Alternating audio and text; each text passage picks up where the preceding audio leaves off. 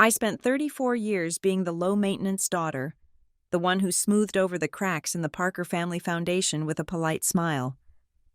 So when Grandpa Walter wheeled out a dusty, used bicycle for my birthday, I thanked him like I meant it. I expected him to nod.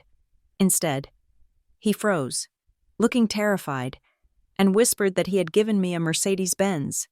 That was the moment I realized my gratitude had been covering up a crime. The coastal air in Harbor Glen always smelled of salt and wet pavement, a scent that clung to the wool of my coat no matter how many times I took it to the dry cleaner. It was a gray, steady smell for a gray, steady city. I liked it. It was predictable. I was 34 years old, and if you asked anyone in the Parker family to describe me in one word, they would not say passionate or ambitious or brilliant.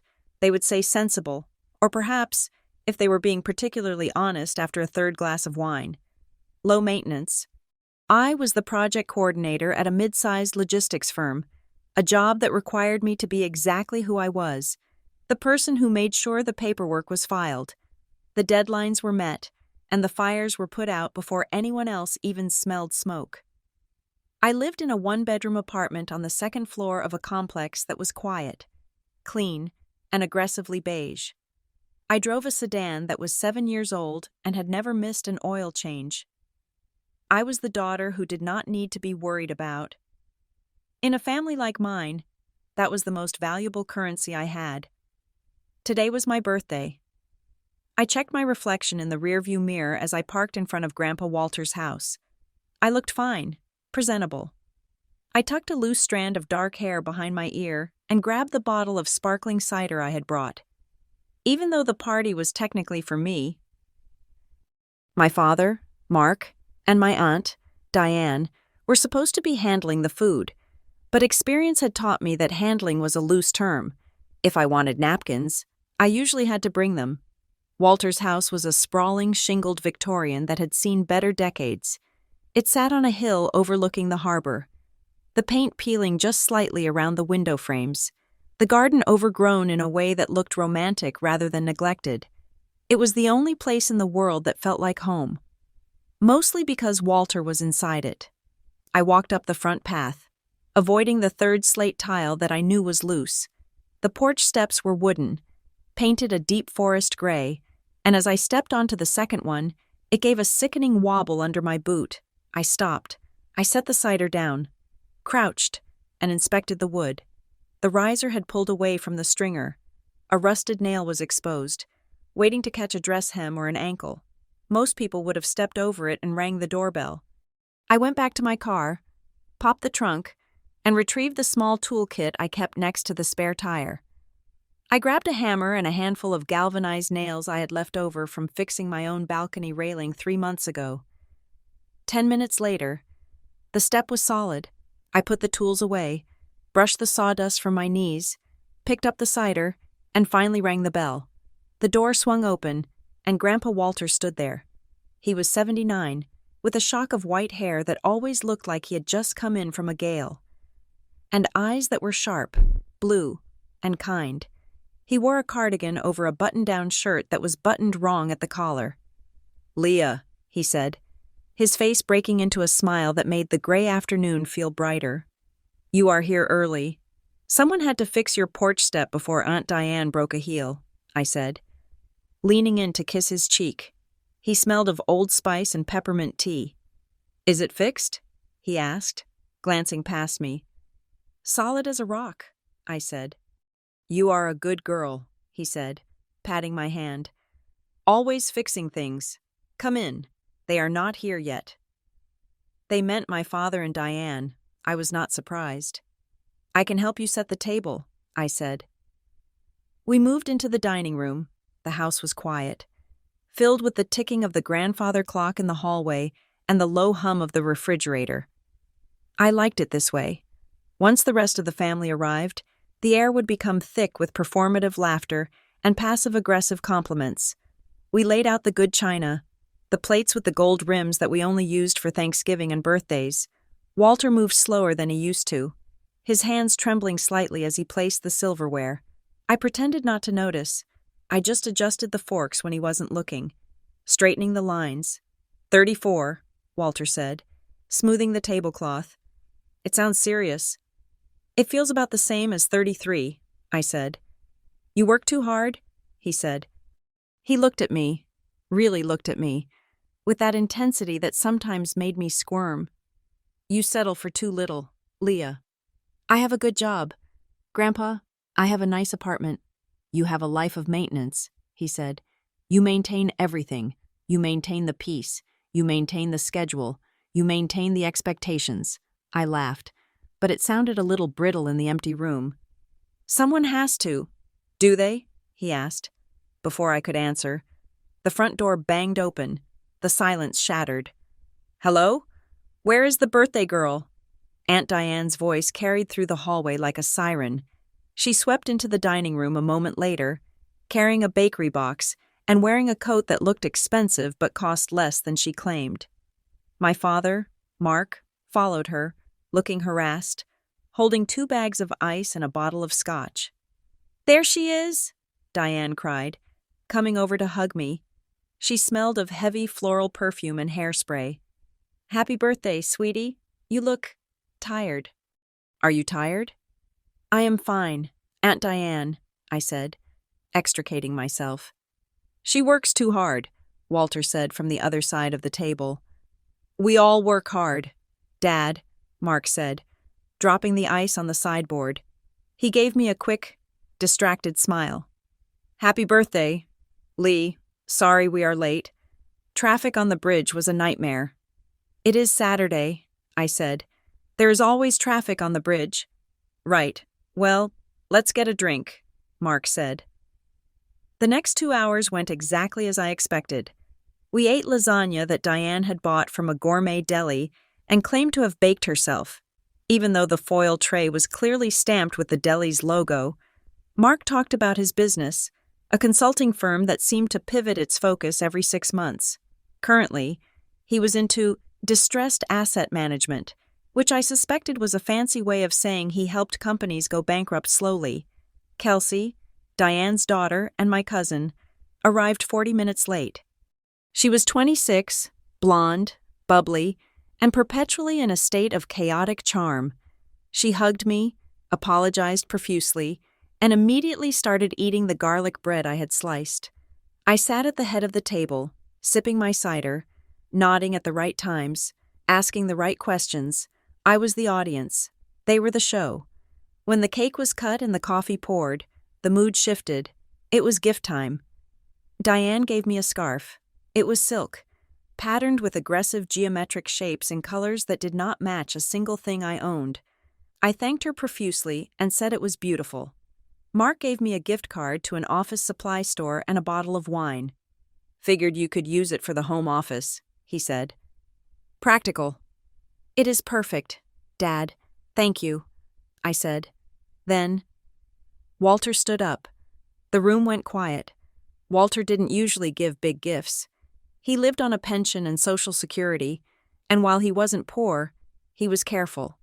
Usually, he gave me a book or a check for $50 tucked into a card with a long handwritten note.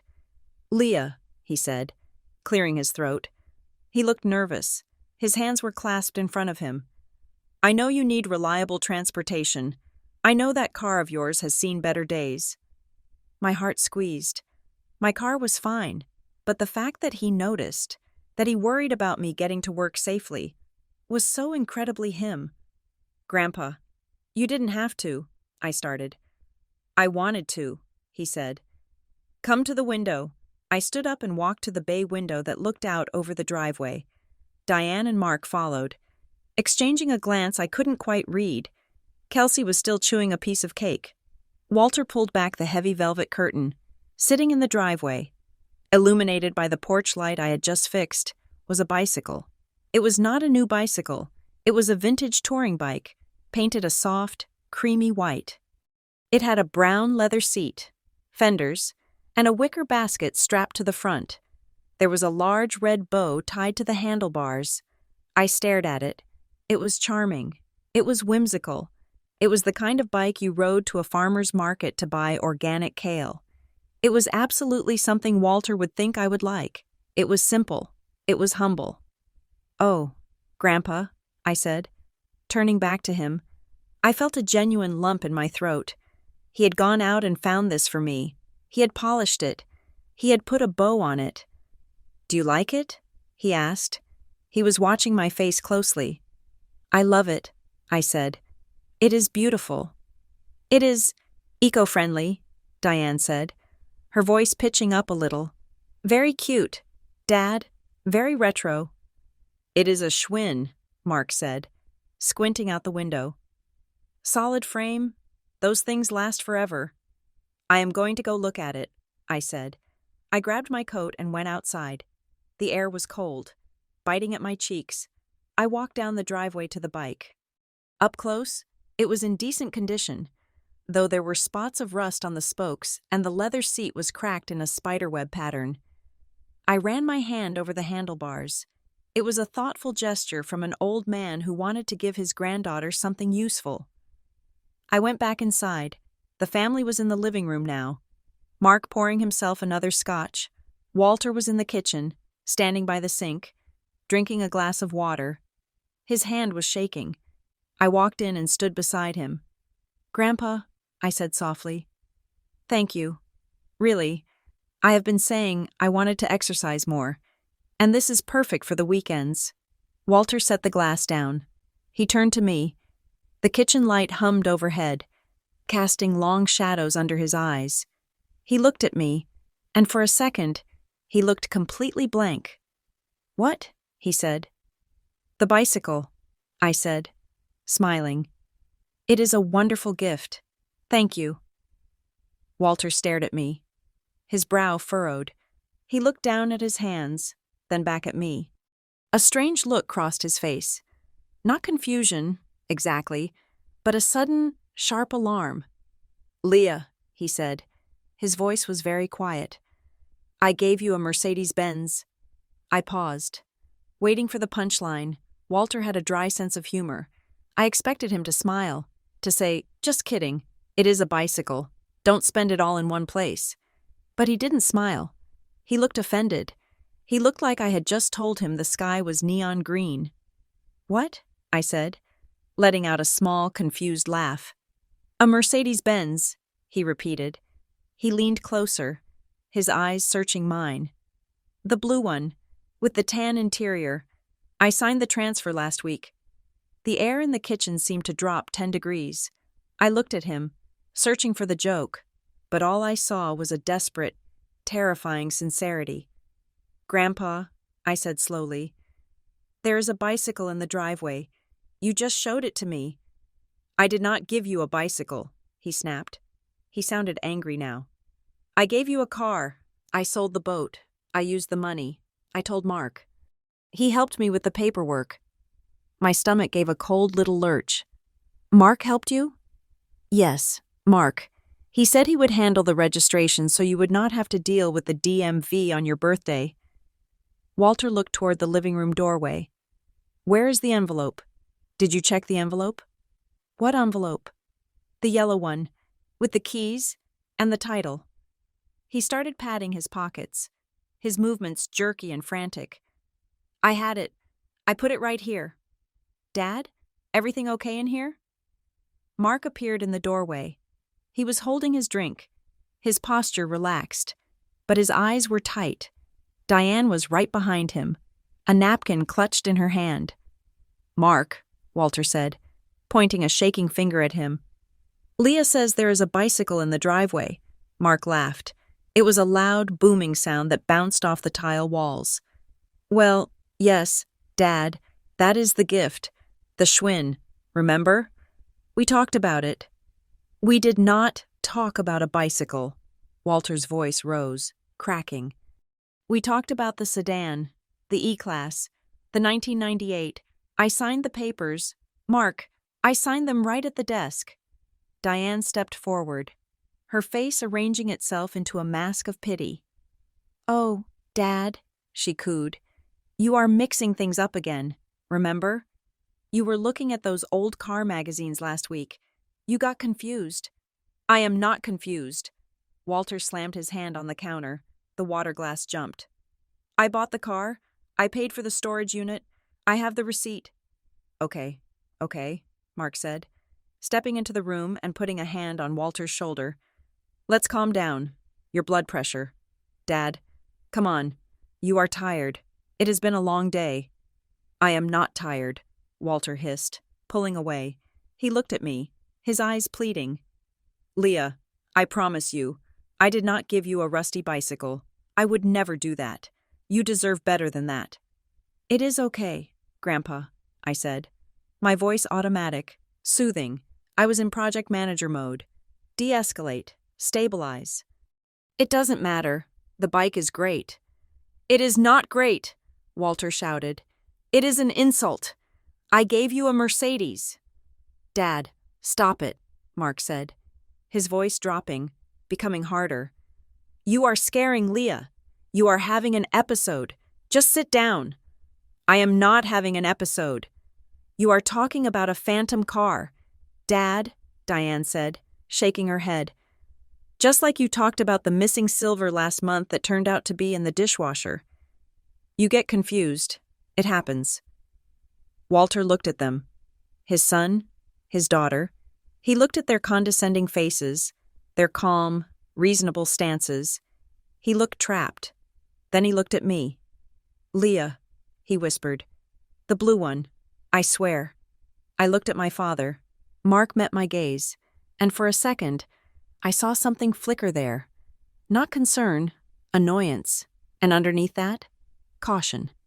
He has been like this all week, Mark said to me, lowering his voice, mixing up dates, forgetting conversations. Doctor says it is the beginning of, well, cognitive decline. I looked back at Walter. He was gripping the edge of the counter, his knuckles white. He didn't look senile. He looked furious, and he looked scared. Let's go sit down, Grandpa, I said gently. Please? Walter slumped. The fight went out of him all at once. He let Mark guide him out of the kitchen, back to the armchair in the living room. The rest of the party was excruciating. We pretended nothing had happened. Diane talked loudly about her garden club. Kelsey showed me pictures of her new puppy on her phone. Mark kept refilling Walter's tea, hovering over him like a prison guard. Walter didn't speak again. He just stared at the floor. When it was time to leave, I offered to take the bicycle with me. I didn't have a rack on my sedan, but the trunk was large, and if I took the front wheel off, it would fit. I will help you, Mark said. We walked out to the driveway. Mark wrestled the bike toward my car. Sorry about the scene in there, Mark said, grunting as he lifted the frame. It is getting harder. He gets these ideas in his head and he just locks onto them. He seemed very specific. Dad, I said. He mentioned a storage unit, a transfer. Mark paused. He didn't look at me. He focused on loosening the bolts on the front wheel. Confabulation. That is what the doctor calls it. The brain fills in gaps with made-up details to make sense of the world. He probably saw a Mercedes on TV, and his brain pasted it into his memory. He said he sold the boat. He sold the boat 3 years ago. Leah, he spent that money on the roof repairs. See? Confused. Mark pulled the wheel off. There. It fits. I looked at my father. He was sweating slightly, despite the cold. Thanks, Dad. Drive safe. Lee, happy birthday. I got into my car and drove away. I watched the house disappear in my rearview mirror, but I didn't go home, not immediately. I pulled into a gas station 3 blocks away, under the harsh glare of the fluorescent canopy. I got out and opened my trunk. I looked at the bicycle. It was a Schwinn, cream white. I ran my hand along the frame. It was dusty. I checked the serial number stamped on the bottom bracket. It was worn. Almost illegible, Walter had said. I gave you a Mercedes-Benz. He had said it with the conviction of a man stating his name. I signed the transfer, the envelope, the blue one. I looked at the handlebars. The red bow was still tied there, drooping slightly. I untied it. Beneath the ribbon, the rubber grip on the right side looked newer than the left. The left grip was graying, the rubber hard and cracked. The right grip was black, supple, and slightly tacky. I looked closer. There was a tiny seam of clear glue where the grip met the metal bar. It wasn't factory glue. It was messy, like someone had slid the grip off and glued it back on recently. Why would someone replace just one handle grip on a vintage bike? I touched the end cap of the handlebar. It was loose. I stood there in the gas station lot, the wind whipping my hair across my face. My father's voice echoed in my head. Confabulation, cognitive decline. But Walter hadn't looked confused about the bike. He had looked disgusted by it. I closed the trunk. My heart was beating a slow, heavy rhythm against my ribs. I got back in the car and drove the rest of the way to my apartment complex. When I got inside, I didn't turn on the lights. I sat on my beige sofa in the dark and pulled out my phone. I opened my text thread with Kelsey. Me. Hey, thanks for coming today. Do you have any pics from before we got there? Dad said the setup looked nice. I waited. 3 minutes later. My phone buzzed. Kelsey. Sure. Here's one I took right when I walked in. Sorry I was late, lol. An image loaded.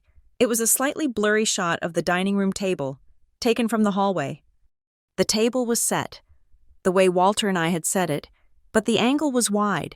It caught part of the hallway in the background. I zoomed in the far back of the photo, near the small desk where Walter kept his phone book and mail. There was a figure. It wasn't Walter. Walter was wearing a blue cardigan. This man was wearing a dark suit jacket. It wasn't Mark. Mark had been wearing a gray sweater. The figure was standing with his back to the camera, hunched over the desk. He was holding something. I pinched the screen, zooming in until the pixels started to fracture. He was holding a manila folder, and sticking out of the folder was a flash of something blue, like the edge of a vehicle title. I stared at the stranger in my grandfather's hallway. Who was he? Why hadn't anyone mentioned him?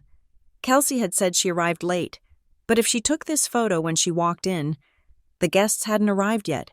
So who was in the house with Walter before the party? Or, was he there during the party? I felt a chill that had nothing to do with the drafty apartment windows. I thought about Mark's insistence. He is confused. He is mixing things up. I thought about Diane's loud laugh, the eco-friendly gift. I thought about Walter's shaking hands. They moved it. I needed to see the paperwork. Walter kept everything in that desk. If he sold a boat, if he bought a car, there would be a paper trail. Walter was a hoarder of receipts. He didn't throw anything away. I decided I would go back tomorrow, Sunday. I would go for leftovers. I would wait until Mark and Diane were gone, and I would ask Walter to show me the desk. If the drawer was empty, then Mark was right. If it was full of old car magazines, Mark was right. But if there was a receipt for a storage unit, I put the phone down on the coffee table. I went to the bathroom, washed my face, and brushed my teeth. I tried to tell myself I was overreacting. I was the sensible one.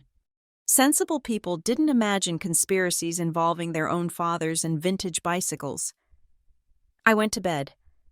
I stared at the ceiling for a long time, listening to the sound of the neighbor's TV through the wall. Finally, I drifted into a restless sleep, filled with images of spinning bicycle wheels and blue cars sinking into the ocean. I woke up with a start. The room was gray with early morning light. My phone was blinking on the nightstand. I rolled over and grabbed it. I had a missed call. Time? 6:12 a.m. Caller: Grandpa Walter. I sat up, my pulse spiking. Walter never called this early. He respected sleeping hours. I tapped the voicemail icon. I held the phone to my ear. There was a hiss of static, then Walter's voice. He sounded different than he had yesterday.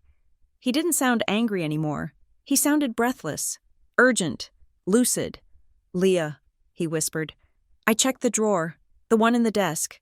It is empty. The envelope is gone." There was a pause. I heard a sound in the background. A door closing? A footstep? "Leah," he said, his voice dropping so low I had to press the phone hard against my ear. "They moved it. They know I told you." The line clicked dead.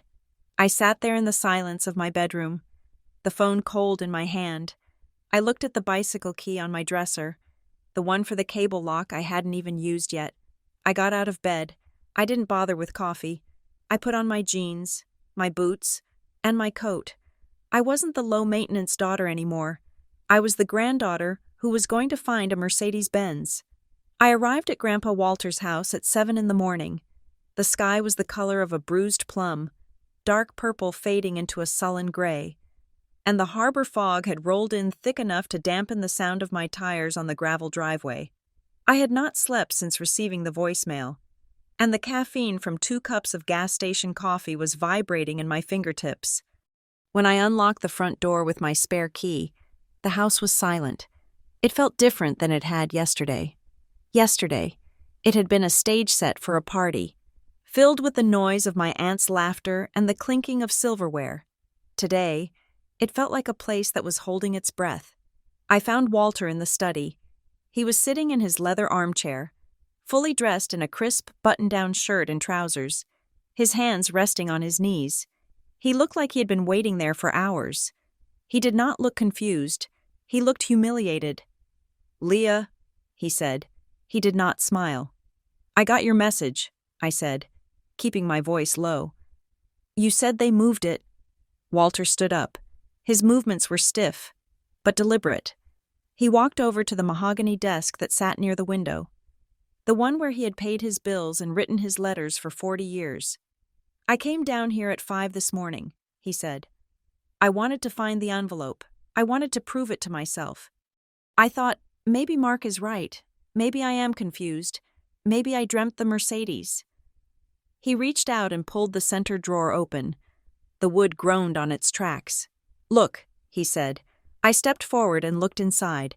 The drawer was meticulously organized, as Walter's life had always been. There was a tray for paper clips, a stack of return address labels, a box of pens, and a checkbook, but there was a glaring empty space in the front right corner. A rectangular void where dust had settled differently than the rest of the drawer. "It was right there," Walter said, pointing to the empty spot. "A thick yellow envelope. The dealer gave it to me. It had the keys inside, the heavy electronic ones. It had the owner's manual. It had the title packet." He looked at me, his blue eyes watery but sharp. "I put it there on Tuesday. I remember the sound it made when I closed the drawer. It was heavy." "Who has a key to the house besides me?" I asked. "Mark," Walter said, "and Diane. They come in and out. They say they are checking on me." He sat back down in the desk chair, his shoulders slumping. "They treat me like a child. Leah, Mark stood right there yesterday and told me I was imagining things. He looked me in the eye and lied to me. I know what I bought." "I believe you," I said, and I did. Standing in that quiet room, looking at the empty space in the drawer, I believed him completely. The bicycle in my trunk was real, but the absence in this drawer felt just as tangible. "Leah?" The voice came from the hallway. I turned to see Aunt Diane standing in the doorway.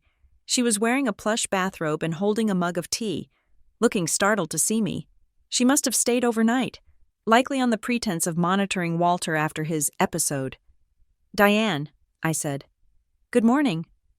"What are you doing here so early?" she asked, her eyes darting from me to the open desk drawer. "Is everything okay? Is Dad okay?" "Dad is fine," Walter snapped. He closed the drawer with a sharp thud. "We were just looking for some paperwork," I said, trying to keep my tone light, the way I did when I was managing a difficult client. Grandpa thought he misplaced some documents. Diane's posture stiffened. She took a sip of her tea, watching us over the rim of the mug. "What documents?" "Just some personal things," I said. "Diane, did you do any cleaning in here yesterday? Before the party?" "Cleaning?"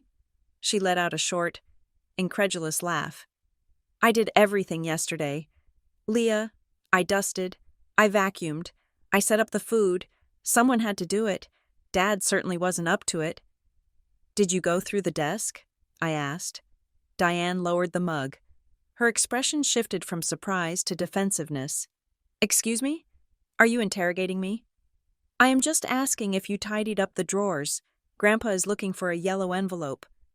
"I did not touch his drawers," Diane said, her voice rising. I wiped down the surface. That is it. Honestly, Leah, you are making problems where there aren't any. You should be focusing on being grateful for the gift he actually gave you, instead of indulging these fantasies. She looked at Walter with a pitying shake of her head. Dad, come have breakfast. I made oatmeal. You need to eat.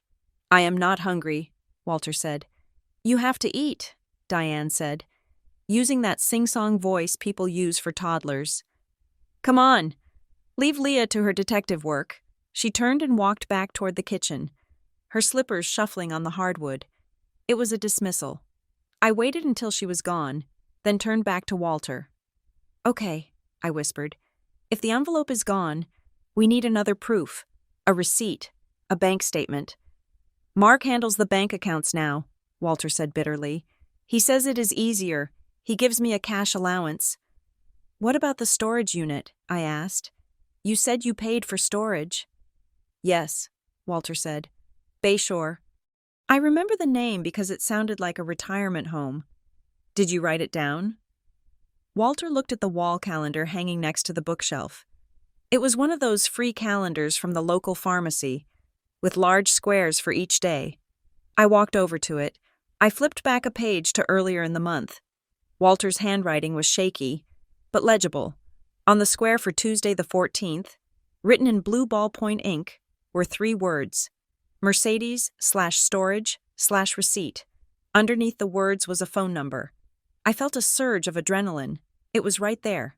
Evidence. Is this the number? I asked. I think so, Walter said. I called them to confirm the unit was climate-controlled. I wanted the car to be safe. I pulled out my phone. I am going to call them. Now? Walter asked. It is Sunday.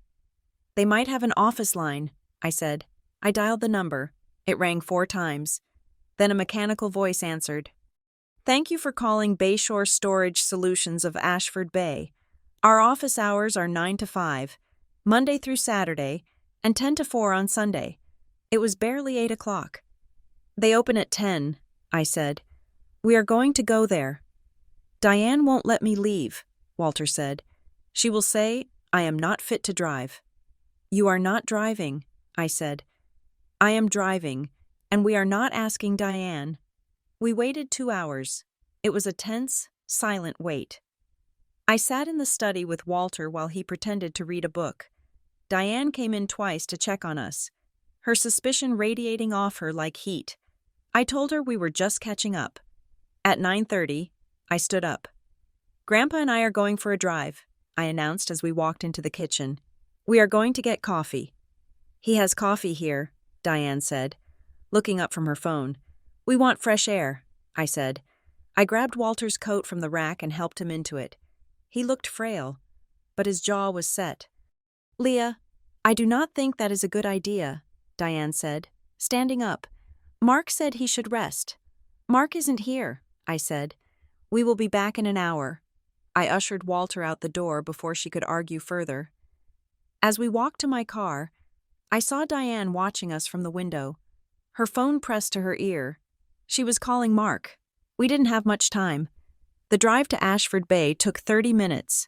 It was a wealthy, manicured suburb north of the city, the kind of place where the grass was cut with laser precision and the fences were all white vinyl.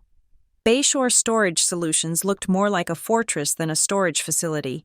It was a massive concrete building painted a tasteful beige, surrounded by a high fence topped with security cameras. The gate was closed. I pulled up to the keypad. Do you have a code? I asked. No, Walter said. They gave me a card. It was in the envelope. Okay, I said. We will go to the office. I parked in the visitor lot. The sign on the glass door said, Open, inside. The office smelled of stale popcorn and industrial cleaner. A man in a blue polo shirt was sitting behind a high counter, typing on a computer. He looked up as we entered. He had the bored, bureaucratic expression of someone who spent his life explaining late fees to angry customers. Can I help you? He asked. Yes, I said. Stepping up to the counter, I placed my hands on the cool laminate. My grandfather rented a unit here recently. We need to access it. But he seems to have misplaced his keycard.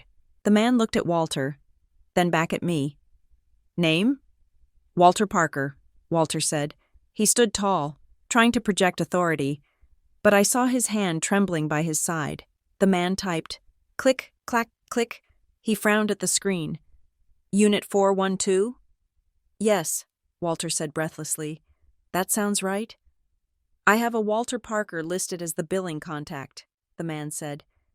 But I cannot give you a new keycard without D. I have ID, Walter said. He fumbled for his wallet and pulled out his driver's license. He slid it across the counter. The man picked it up, glanced at it, and then looked back at the screen. He shook his head. I am sorry, Mr. Parker, he said. I cannot grant you access. Why not? I asked. It is his unit. He is the billing contact. He is the payer, the man corrected, but the account is set up with strict access restrictions.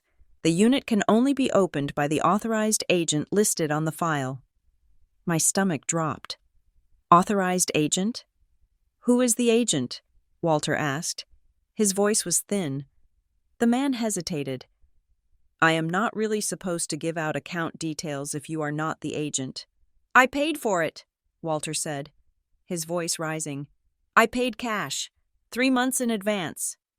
I see the payment, sir, the man said calmly, but the contract specifies that access is limited to the agent.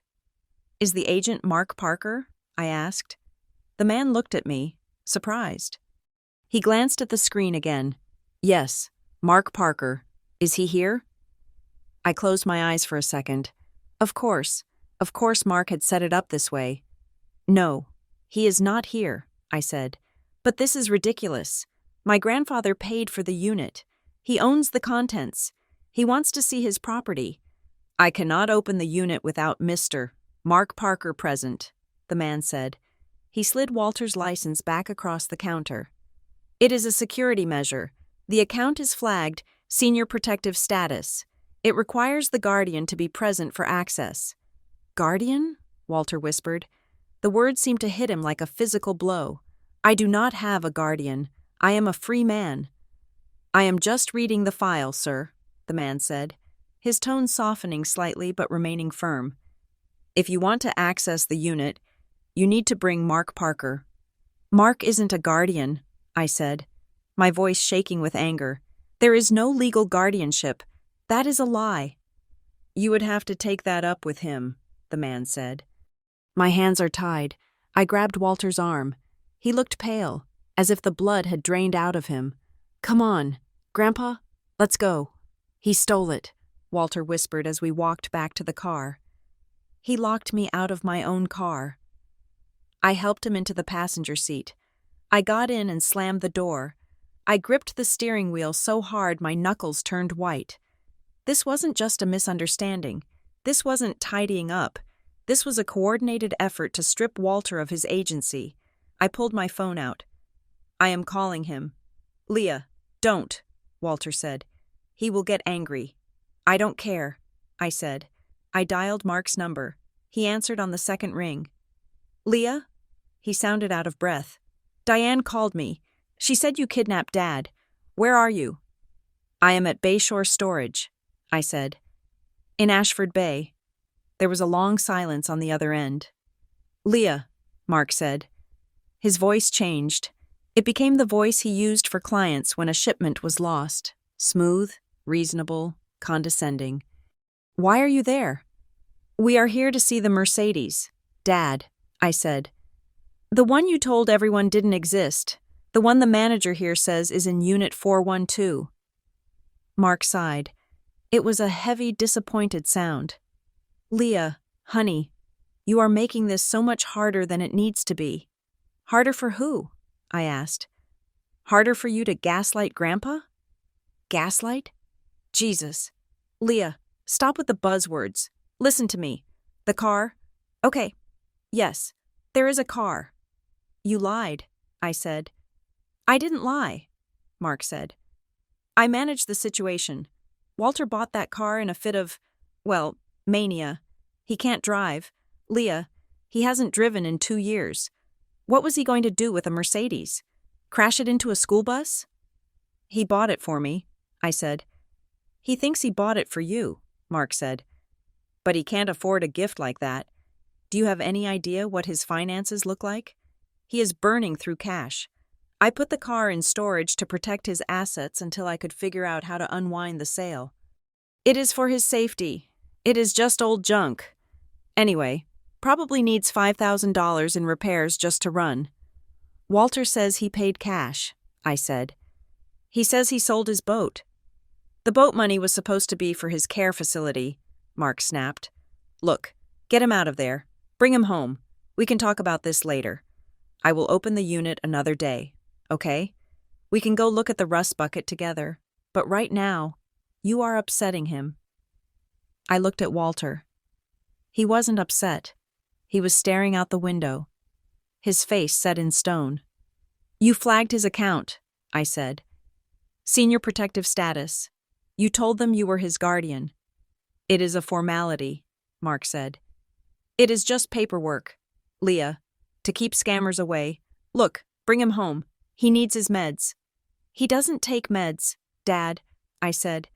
He does now, Mark said. Bring him home. I hung up. I didn't say anything to Walter. I started the car and drove out of the lot. He admitted it, I said after a few miles. He said the car exists. Walter nodded slowly. He said, I am crazy, didn't he? He said, he is trying to protect you. He is protecting himself, Walter said. We drove back to Harbor Glen in silence. When we got to the house, Diane was waiting on the porch, her arms crossed. Mark pulled into the driveway 2 minutes after us. I walked Walter to the door. Mark got out of his Range Rover, looking flustered and annoyed. Dad, Mark said, reaching for Walter's arm. You had us worried sick. Walter pulled his arm away. He looked at his son. I am not a child, Mark, and I am not senile. I know what I signed. Mark glanced at me, his eyes cold. Let's go inside. It is freezing. I didn't stay. I couldn't. If I stayed, I was going to scream, and that wouldn't help anyone.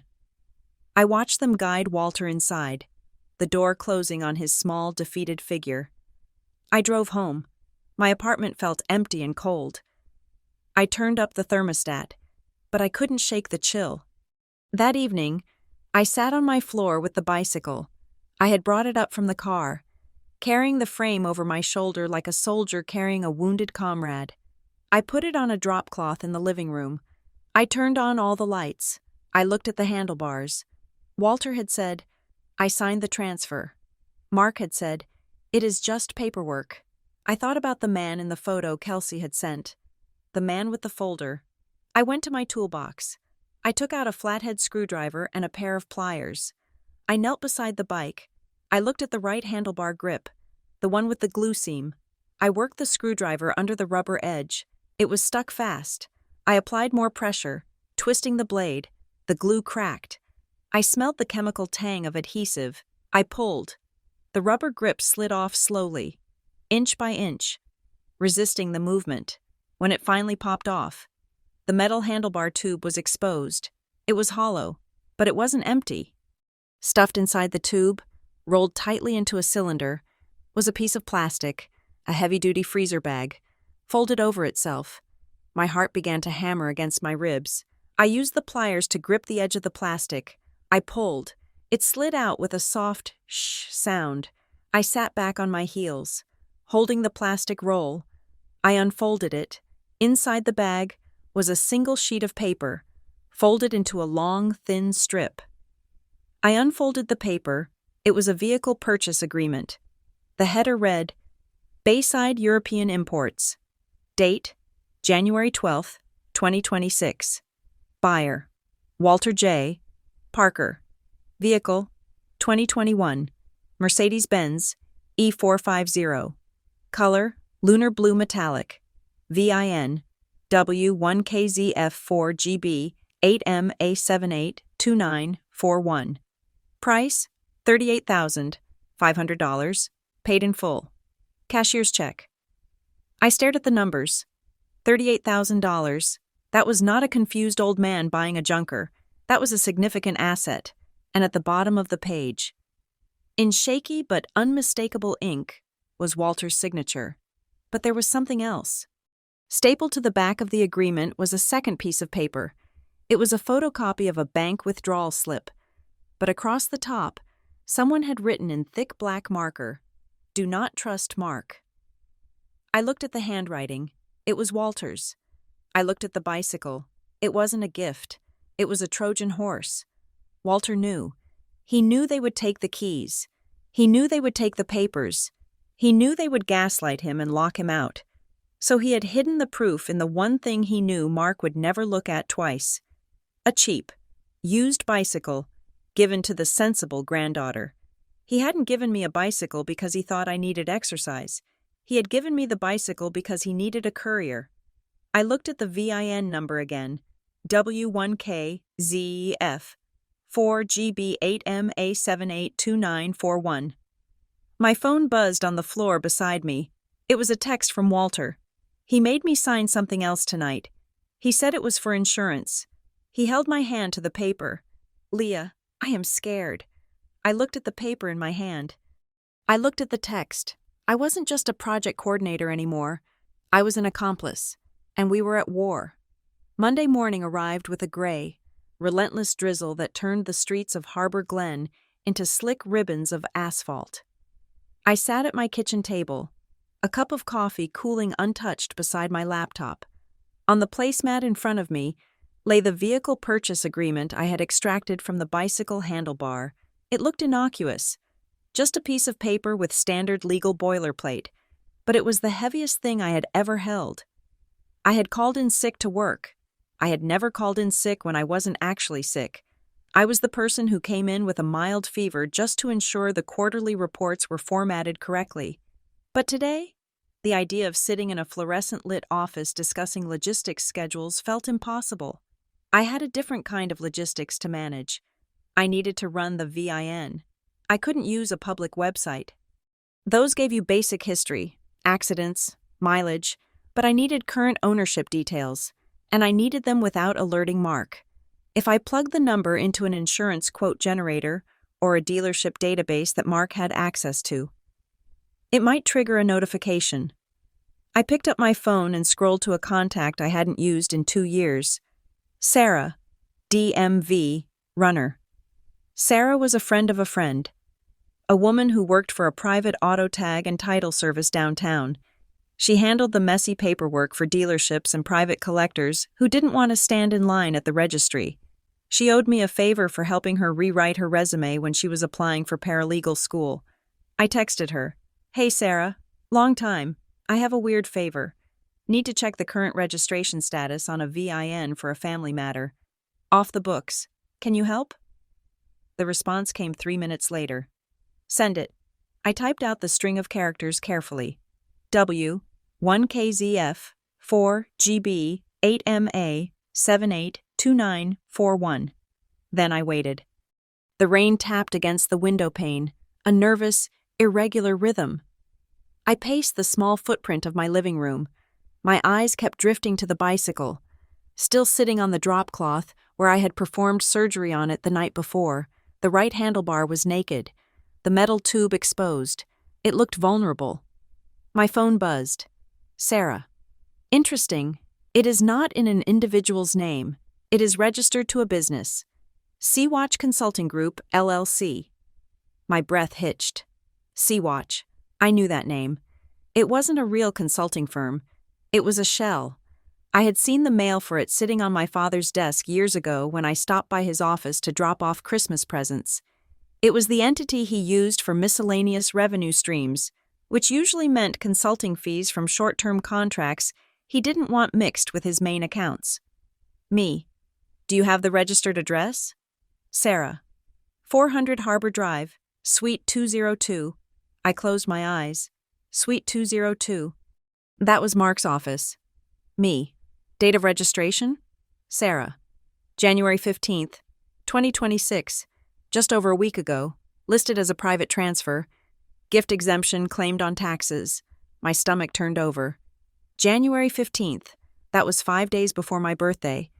That was the same week Walter had written Mercedes/storage on his calendar. Mark hadn't just moved the car to keep it safe. He had transferred the title to a company he controlled, claimed it was a tax-exempt gift, and erased Walter's name from the ownership record entirely. It wasn't guardianship, it was theft. Me. Thanks. Sarah. I owe you. Sarah. Everything okay? Me. Just paperwork. I put the phone down. I felt a cold, hard clarity settling in my chest. For 34 years, I had viewed my father as a bit chaotic, a bit narcissistic, but ultimately harmless. I thought he was a man who hustled too hard because he wanted to be successful. I thought his patronizing attitude toward Walter was just frustration with aging. I was wrong. You don't accidentally transfer a $40,000 vehicle into an LLC days before your father gives it to his granddaughter. You do that because you are desperate and because you think no one is watching. I opened a new document on my laptop. I named it Timeline. I started typing. January 12th. Walter purchases vehicle. Cashier's check. January 14th. Walter pays for storage unit. Cash. January 15th. Title transferred to Sea-Watch Consulting Group, LLC. Address. Mark Parker's Rocker's office. January 20th. Birthday party. Walter attempts to give gift. Mark gaslights him. January 21st. Walter calls at 6 a.m., claiming they moved it. January 22nd. Discovery of hidden purchase agreement in bicycle. I looked at the list. It was clinical. It was factual. It was damning. But I needed more. I needed to see the signature. If the car was transferred, Walter had to have signed the title over, and if Walter was telling the truth, that he thought he was signing insurance papers, then the document itself would prove the deception. Or if Mark had forged it, that was a felony. I showered, dressed in my most invisible office attire, gray slacks, a navy blouse, and drove to the Harbor Glen Registry of Deeds and Motor Vehicles. The building was a brutalist concrete block from the 70s, smelling of floor wax and damp wool. I took a number and waited. I wasn't there to change a registration, which would require the owner's permission. I was there to request public records on a title history. In Massachusetts, you could request a title history if you had a legitimate reason. Fraud investigation was a legitimate reason, though I didn't say that out loud. I told the clerk I was assisting my grandfather with an estate audit. It took an hour and $40 in fees. The clerk, a woman with tired eyes and reading glasses on a chain, finally handed me a photocopy of the title and registration application. I took it to a bench in the hallway, away from the prying eyes of the line. I looked at the seller section. Walter J. Parker. The signature was there. It was Walter's handwriting, spidery and slightly uneven, but definitely his. He hadn't been forged. He had been tricked. I looked at the date next to the signature. January 15th. Then I looked at the section below it. Notarization/witness. For a private transfer to an LLC, especially one claiming a gift exemption, the registry often required a witness if a notary wasn't immediately present at the counter or a notarized bill of sale. This form had a witness signature. I expected to see a notary stamp from someone in Mark's office building, maybe his secretary, maybe a friend.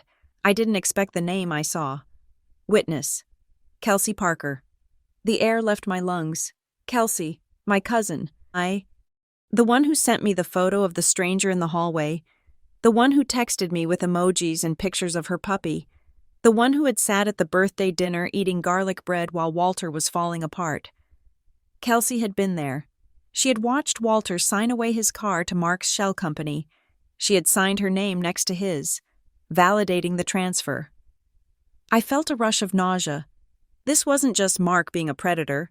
This was a conspiracy. My bubbly, scatterbrained cousin wasn't a bystander. She was a participant. I stared at her loopy signature, the I in Parker dotted with a small circle. It looked so innocent. It looked like the signature of a girl who signed birthday cards, not fraudulent title transfers. I took a picture of the document with my phone. Then I walked out of the registry, got into my car, and sat there for a long time, watching the rain streak the windshield. I needed to talk to her. but I couldn't scream at her. If I screamed, she would run to Mark. Mark would circle the wagons. He would destroy evidence. He would claim Walter was incompetent. I needed to be Leah, the project coordinator. I needed to be calm, curious, and collecting data. I sent a text. Me. Hey, Kels. I am downtown running errands. You near the coffee shop on Main? I need a caffeine fix and a break from reality. It was breezy. It was casual. It was a lie. Kelsey. OMG. Yes, I am literally around the corner. Meet you at Beanleaf in 10? Me. See you there. The Beanleaf was trendy, loud, and smelled of roasted espresso and cinnamon. I ordered a black coffee and found a table in the corner, away from the main traffic flow. Kelsey arrived 5 minutes later. She looked great, hair blown out, wearing a stylish trench coat, cheeks flushed from the cold. She looked like a girl without a care in the world. Leah, she squealed, hugging me. Happy birthday weekend continued. How are you surviving the post-party blues? Oh, you know, I said, forcing a smile that felt like it was made of plaster. Just recovering. It was intense. Ugh, tell me about it, Kelsey said, dropping into the chair opposite me. She unwound her scarf. Grandpa was totally spiraling, right? I felt so bad for him, and for Uncle Mark. It is so hard dealing with that kind of stuff. I watched her face. She looked genuinely sympathetic. It was terrifying. Yeah, I said. It is hard.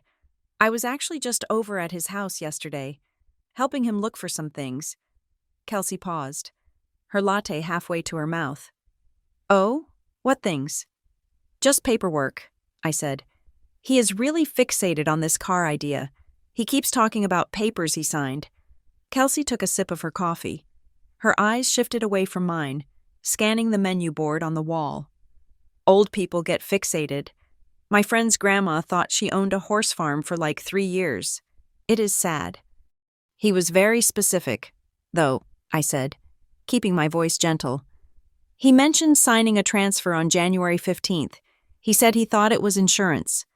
But now he is worried he signed the wrong thing. Kelsey put her cup down. Her hand wasn't shaking, but her fingers were tapping nervously against the ceramic. Well, I mean, Uncle Mark handles all that. If he signed something, I am sure Mark explained it to him. Were you there? I asked. It was the trap. I laid it softly, like a feather. Kelsey blinked. Where? At Grandpa's. On the 15th? That was a Thursday. I don't remember, she said. She laughed, a high, brittle sound. I can barely remember what I had for breakfast. Why? Because he said you were there, I lied. Walter hadn't said that. He said you and Mark came over with the papers. Kelsey flinched. It was small, a tightening of the jaw, a quick flare of the nostrils. But I saw it. He is confused. Leah, she said. I drop by sometimes to bring him groceries. Maybe I was there? I don't know. I sign stuff for work all the time. I sign stuff for my dad. It all blurs together. It was a title transfer. Kelsey, I said. For a Mercedes-Benz E450, VIN ending in 782941, I recited the numbers from memory. Kelsey's face went pale. The color just drained out of her, leaving her foundation looking like a mask. She stared at me, and the bubbly cousin facade cracked. I didn't know what it was, she whispered. You witnessed it, I said. Your signature is on the registry file. I just saw it. Mark told me it was asset protection, she said, her voice dropping to a hiss. She leaned across the table. He said Grandpa was making bad financial decisions, and we needed to move the assets into the LLC to keep the state from taking them if he went into a home. He said it was for the family. Asset protection, I repeated. By transferring it to Mark's company? It is a holding company, Kelsey said, her eyes welling up. Leah, don't look at me like that. Mark is my uncle. He is your dad. He knows about money. He said he was saving Grandpa from himself. Grandpa bought that car for me, I said. He paid cash. It wasn't an asset to be protected. It was a gift. I didn't know, Kelsey pleaded. I just signed where he told me to sign. He said, Kels, do me a favor. Witness this, so I don't have to drag a notary out here. I just wanted to help. Who was the man in the hallway? I asked. The one in the photo. Kelsey looked confused. What man? The photo you sent me. The guy with the folder. Oh, she said. That was Mr. Henderson. He works with Mark. He brought the papers. So it was planned? I said. Mark, Henderson, you all went there to get him to sign the car away before his birthday. Stop saying it like that, Kelsey said. She grabbed her scarf. You are making it sound like a heist. It is family business. It is complicated. It is fraud. Kelsey, I said. She stood up. She looked terrified. You need to leave this alone. Leah, Mark is under a lot of pressure right now. You don't know what is going on. Tell me. I can't, she said. Just stop digging. Please, for your own sake. She turned and practically ran out of the coffee shop. I watched her go. She left her latte full. I sat there for another 20 minutes. I drank my coffee. It tasted like ash. I went back to my apartment and worked. I couldn't focus on my actual job, so I focused on the case. I scanned the purchase agreement. I scanned the photo of the registry document. I uploaded everything to a secure cloud drive that Mark couldn't access. I printed hard copies and hid them in my own safe box. The sun went down, and the apartment filled with shadows. I didn't turn on the lights. I felt like I was waiting for a bomb to go off. At 10:30 that night, my phone chimed. Kelsey, please stop. You're going to ruin everything. I stared at the message. Ruin everything. Not, you are wrong. Not, let's talk. Ruin. A second message appeared. A bubble of blue text in the dark. Kelsey, ask your dad about the loan. The big one. The loan. I sat up. My father was a consultant. He made good money, or so he claimed. He drove a Range Rover. He belonged to the country club. He wore watches that cost more than my car. Why would he need a loan so badly that he would steal from his own father? I opened my laptop again. I didn't go to Google. I went to the Massachusetts court system's public access site. I searched for Mark Parker. Dozens of results came up. Most were old. Traffic tickets, a zoning dispute from 10 years ago, but there was one at the top, filed 3 months ago. Northbridge Capital Partners versus Parker Associates, Mark Parker, civil action, breach of contract. I paid the fee to access the docket. I downloaded the complaint. I read through the legalese. It was a story of ambition and failure. Mark had partnered with Northbridge Capital to develop a commercial property in a neighboring town. He had put up personal guarantees. The deal had fallen through. Zoning issues, environmental holdups. Northbridge was calling in the loan. The amount demanded was $250,000. The court date was set for next month. I sat back, the glow of the screen illuminating my face. $250,000.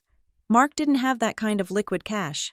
I knew he didn't because he was always leveraging one credit line to pay another.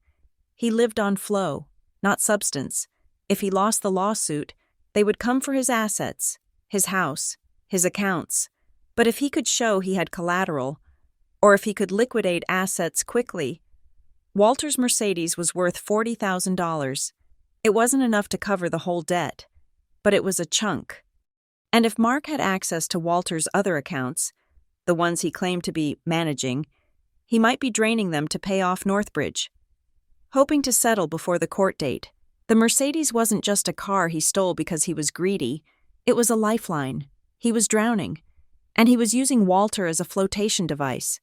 I felt a sudden, fierce protectiveness that burned through the shock. Mark was cannibalizing his own father to save his reputation. I needed to see Walter. I drove over. It was late, almost 11, but I saw the light on in the study. I let myself in. Walter was sitting in the same chair, wrapped in a blanket. He wasn't reading. He was just staring at the darkness outside the window. Leah, he said when I walked in. He didn't look surprised. I know why he did it, I said. I sat on the ottoman in front of him. I took his cold hands in mine. Mark is in trouble. Grandpa, he owes money, a lot of money, to a company called Northbridge. Walter closed his eyes. He let out a long, shuddering breath. I suspected, he whispered. You knew? I didn't know the name, Walter said, but I know the signs. Mark gets frantic. He starts talking faster. He starts bringing me papers to sign. He did it 10 years ago when the restaurant investment failed. He borrowed from me then. He never paid it back. Why didn't you tell me? I didn't want you to hate your father, Walter said, and I didn't want you to worry. He squeezed my hands. That is why I bought the car. Leah, I had that money from the boat sitting in a separate account. Mark didn't know about it. I knew if I left it there, he would find a way to guilt me into giving it to him. He would say it was for investments. He would say he was managing it. Walter looked at me, his eyes fierce.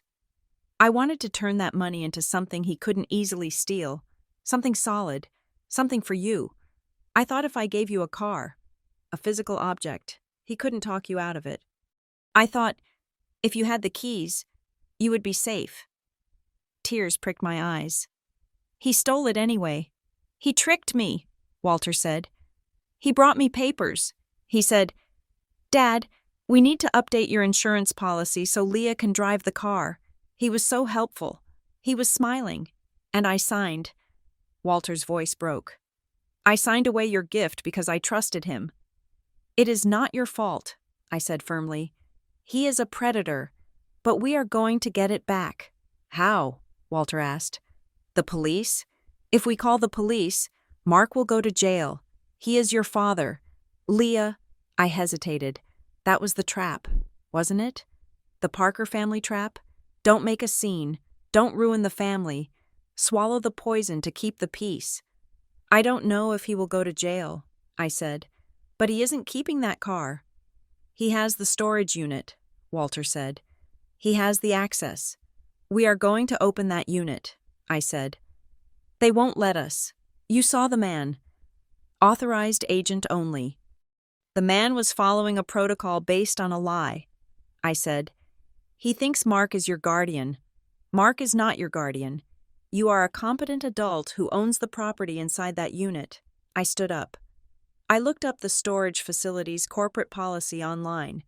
If the owner of the unit is present and can prove his identity, and if there is a dispute about authorized agents, they are required to freeze access until it is resolved, unless the owner signs a new authorization form in person, overriding the previous one. Mark told them I am senile, Walter said. He told them I have protective status. Then we prove you aren't, I said. We go there. We demand to see the manager, not the desk clerk. The actual manager. We bring your doctor's note stating you are competent. We bring your passport. We bring the original receipt you kept. I don't have the receipt, Walter said. Mark took the envelope. We have the calendar note, I said, and we have me. I am going to be the witness this time, a real witness. Mark will be angry, Walter said. Let him be angry, I said. I am angry too. I pulled out my phone. I am going to request an appointment with the facility manager for tomorrow morning. I am going to tell them it is a legal matter regarding elder abuse and property access. That usually gets their attention. Walter looked at me. For the first time in days, the fear in his eyes receded, replaced by a glimmer of pride. You really are my granddaughter, he said. You look quiet, but you have iron in your spine. I learned from the best, I said. I sent the email to Bayshore Storage Solutions. I attached a scan of Walter's ID and a formal letter demanding access. Then I texted Mark. Me. Grandpa and I are going to Bayshore tomorrow at 10 a.m. to clear up the confusion about the unit. You should probably be there. I didn't wait for a reply. I knew he would come. He had to. He couldn't let us open that door. Tomorrow, we weren't just opening a storage unit, we were opening the family secrets, and I wasn't sure any of us would survive what came out. The manager of Bayshore Storage Solutions was a man named Mr. Henderson. Though not the same Henderson who worked for my father, this Mr. Henderson was younger, with a hairline that was receding in a panic and a tie that was too wide for his collar.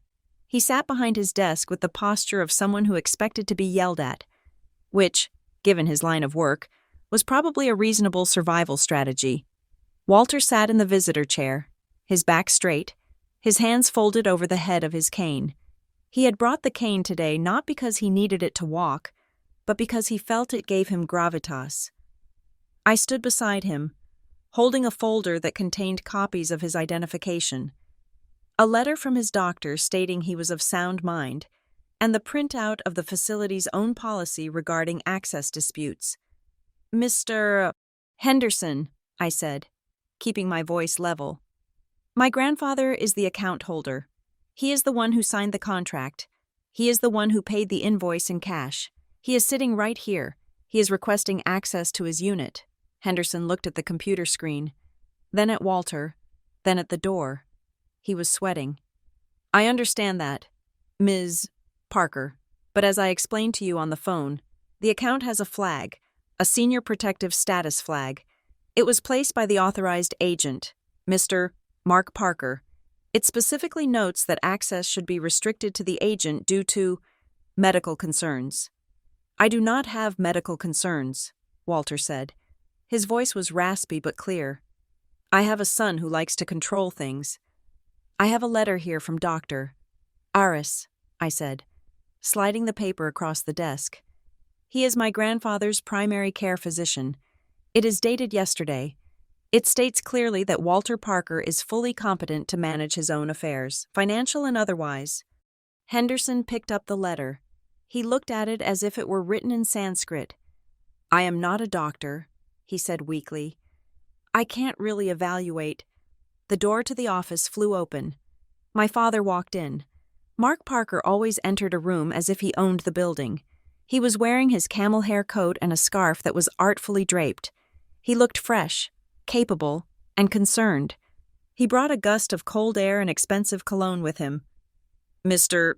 Henderson," Mark said, striding over to the desk and extending a hand. "I am so sorry about this.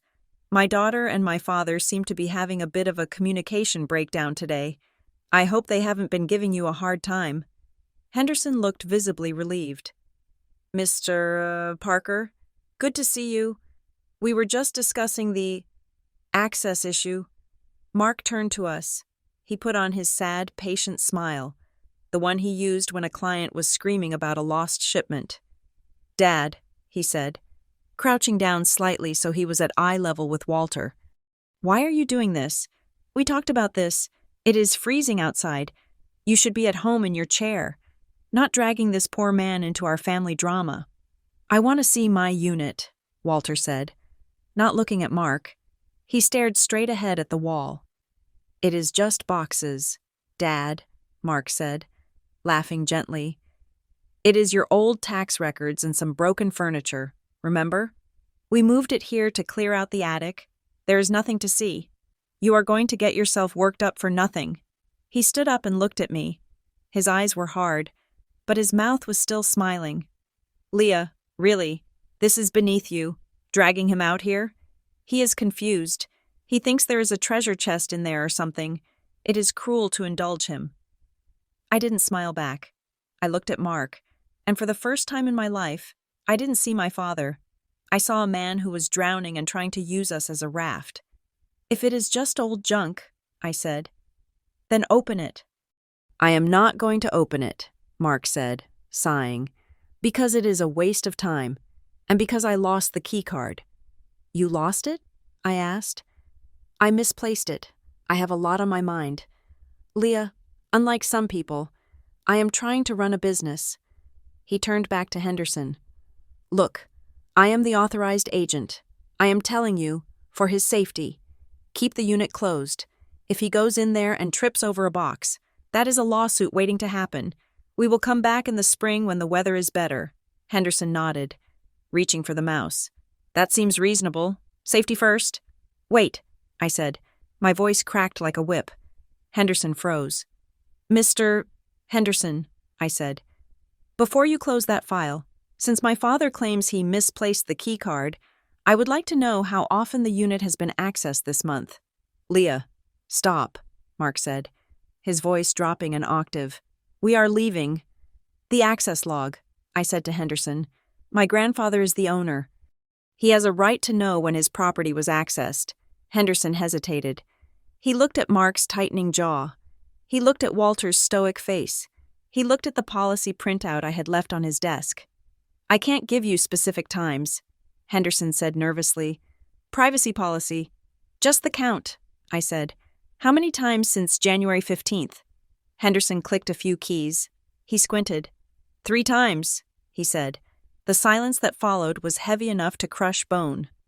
3 times? I repeated, turning to Mark. You visited a unit full of old tax records and broken furniture 3 times in 10 days?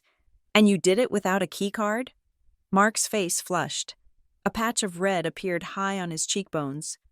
I found the card, then I lost it again. I was looking for a document, for taxes. You just said it was junk, Walter said. It is junk, Mark snapped. The smooth veneer cracked. Dad, let's go. Now. He reached for Walter's arm. Walter flinched. Don't touch me, Walter said. Mr. Henderson, Walter said, his voice gaining strength. I want to change the authorized agent on my account. Immediately. I don't know if we can do that right now. Henderson stammered. Why not? I asked. He is the owner. He is present. He is not competent, Mark shouted. He slammed his hand on the desk. Henderson jumped. He is suffering from dementia. Anything he signs is invalid. If you let him change the access, I will sue this facility for negligence. The air in the room vibrated. Mark was breathing hard. He looked dangerous. I stepped between Mark and the desk. I looked him dead in the eye. Okay, I said quietly. If he is not competent, then we need to talk about guardianship. Mark blinked. What? Guardianship, I said. Legal guardianship. If he is as bad as you say, we need to go to probate court. Today, we need to file for a court-appointed evaluation. We need to have a judge review all his assets, all his accounts, every single transaction from the last 5 years, to protect him. I let the words hang there. Review all his assets. Mark knew what that meant. It meant discovery. It meant a forensic accountant looking at the withdrawals. It meant the Northbridge lawsuit would be found. It meant the LLC transfer would be exposed. Mark's mouth opened, then closed. The color drained from his face. He looked at me, and he saw that I knew. He saw that I had the puzzle pieces, and I was holding the final one in my hand. You wouldn't, he whispered. Try me, I said. Let him sign the form, Dad, or we go to the courthouse right now. Mark stood there, frozen. He looked at the door. He looked at Henderson, who was watching this family implosion with wide, terrified eyes. Mark took a step back. He smoothed his coat. He looked at his watch. A nervous, meaningless gesture. Fine, Mark spat. Fine, if you want to make a mess, make a mess. But don't come crying to me when you realize what you have done. He turned and walked to the window, turning his back on us. Mr. Henderson, I said. The form. Henderson scrambled to print a sheet of paper. He slid it across the desk with a pen. Mr. Parker, Henderson said to Walter, please sign here to revoke all previous authorized agents and appoint... Leah Parker, Walter said. He took the pen. His hand shook, but he steadied it with his other hand. He wrote his signature, Walter J. Parker. Done, Henderson said, typing rapidly. Ms. Parker is now the primary authorized agent. Would you like a temporary access code? Yes, I said. He wrote a number on a sticky note, 4921. Unit 412, Henderson said. Down the hall. Turn left. 3rd door on the right. Thank you, I said. We stood up. Mark didn't move from the window. He didn't look at us. I took Walter's arm. We walked out of the office and into the corridor. The hallway was long, concrete, and echoed with the hum of the climate control system. It smelled of dust and dry cardboard. "You did it," Walter whispered. "We aren't done yet," I said. We found Unit 412. It was a large unit, with a rolling metal door. I punched the code into the keypad on the wall. The light turned green. There was a loud mechanical clunk. I grabbed the handle at the bottom of the door. "Ready?" Walter nodded. I pulled. The door rolled up with a screech of metal on metal that sounded like a scream in the quiet hallway. The door hit the stopper. I looked inside. It wasn't junk. The unit was clean, swept, along the left wall. Walter's old red tool chest, the one he had used when he was a mechanic in the Navy, sat gleaming. Next to it were 3 plastic bins, clearly labeled Photos 1980 to 1990, Photos 1990 to 2000, and letters. But those were just the garnish. Taking up the center of the unit, filling almost the entire space, was a shape draped in a silver car cover. The shape was long, elegant, unmistakable. I walked in. My footsteps sounded loud on the concrete. I reached for the hem of the cover. The fabric was cool and silky. I pulled it back. The cover slid off like water, pooling on the floor. And there it was. A 2021 Mercedes-Benz E450, midnight blue metallic. It was dark, almost black, until the overhead fluorescent light hit the curve of the fender, and then it shimmered with a deep, oceanic sapphire. It was flawless. The chrome caught the light. The tan leather interior, visible through the driver's side window, looked pristine. It didn't look like a car that belonged in a storage unit. It looked like a car that was waiting for a driver. "The blue one," Walter whispered from the doorway. He was crying.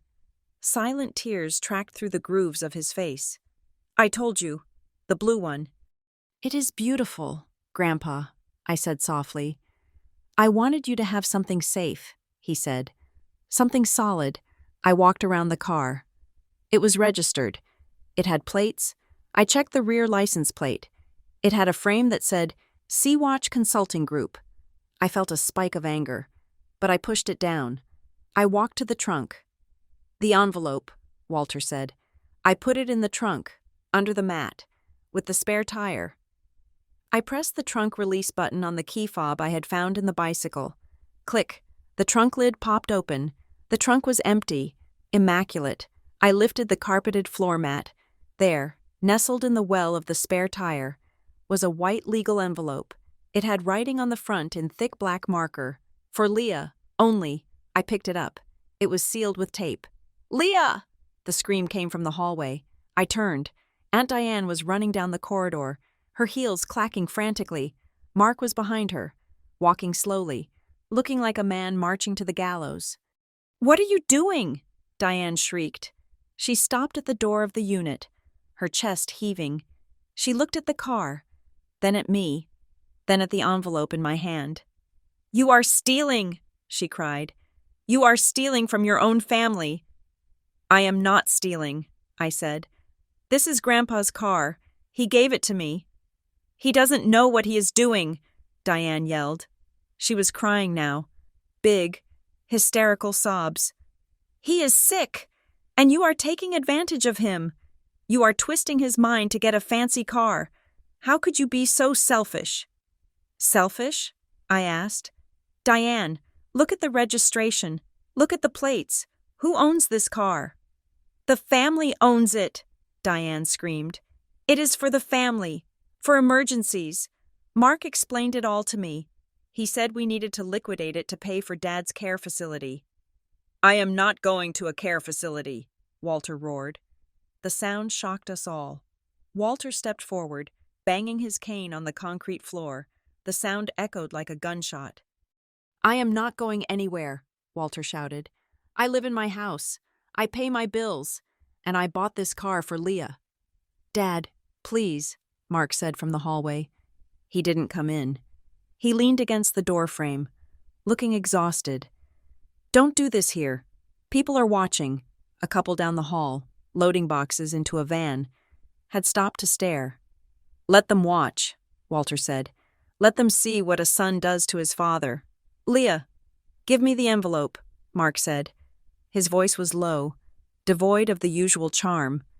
You don't want to open that. It is just going to hurt everyone. What is in it? Mark? I asked. Why are you so afraid of an envelope? It is private, Mark said. It is personal financial records. If you open that, you are crossing a line you can't uncross.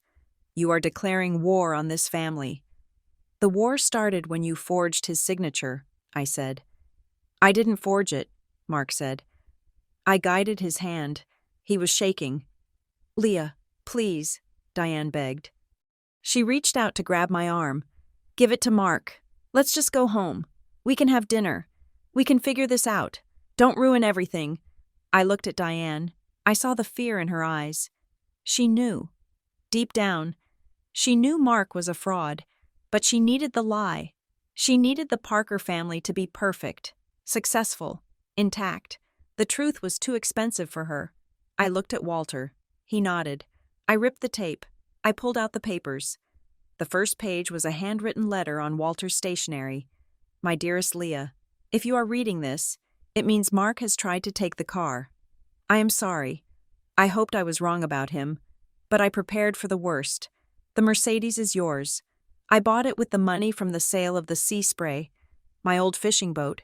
I sold it 2 years ago for $45,000. Mark thinks I sold it for 10. I kept the difference in a separate account at Harbor Trust. I did this because I know Mark is in trouble. He has been asking me for loans again. He says it is for bridge capital, but I know he is gambling on developments that don't exist. I wanted you to have this car because it is an asset he cannot easily liquidate if the title is in your name. It is your inheritance, given now. While I can still see you enjoy it, do not let him guilt you. Do not let him tell you that you are selfish. You are the only one in this family who never asks for anything. Love, Grandpa. I felt a lump in my throat so big I could barely swallow. I turned the page. Behind the letter were photocopies of bank statements. They weren't for the car account. They were for the Family Emergency Fund, a joint account Walter had set up years ago, with Mark as a signatory. Intended for catastrophic medical bills. I looked at the withdrawals. October 12th, 2025. Transfer to Northbridge Capital. $25,000. November 1st, 2025. Transfer to Sea-Watch Consulting. $15,000. December 15th, 2025. Transfer to Parker Associates. $30,000. The balance at the bottom of the page was 0. I looked up. The paper shook in my hands. You drained it, I said. My voice was a whisper. But in the concrete box, it carried the emergency fund, the money for his nursing care, the money for his hospital bills. It is all gone. Diane stopped crying. She stared at Mark. Mark? She said. That account. You told me there was over $100,000 in there. You said we were safe. Mark didn't answer. He stared at his shoes. $70,000, I said, reading the total. You stole $70,000 from your father's medical fund to pay your business debts, and when that wasn't enough, you tried to steal his car. It was a loan, Mark yelled. He pushed off the door frame, his face twisting into ugly lines.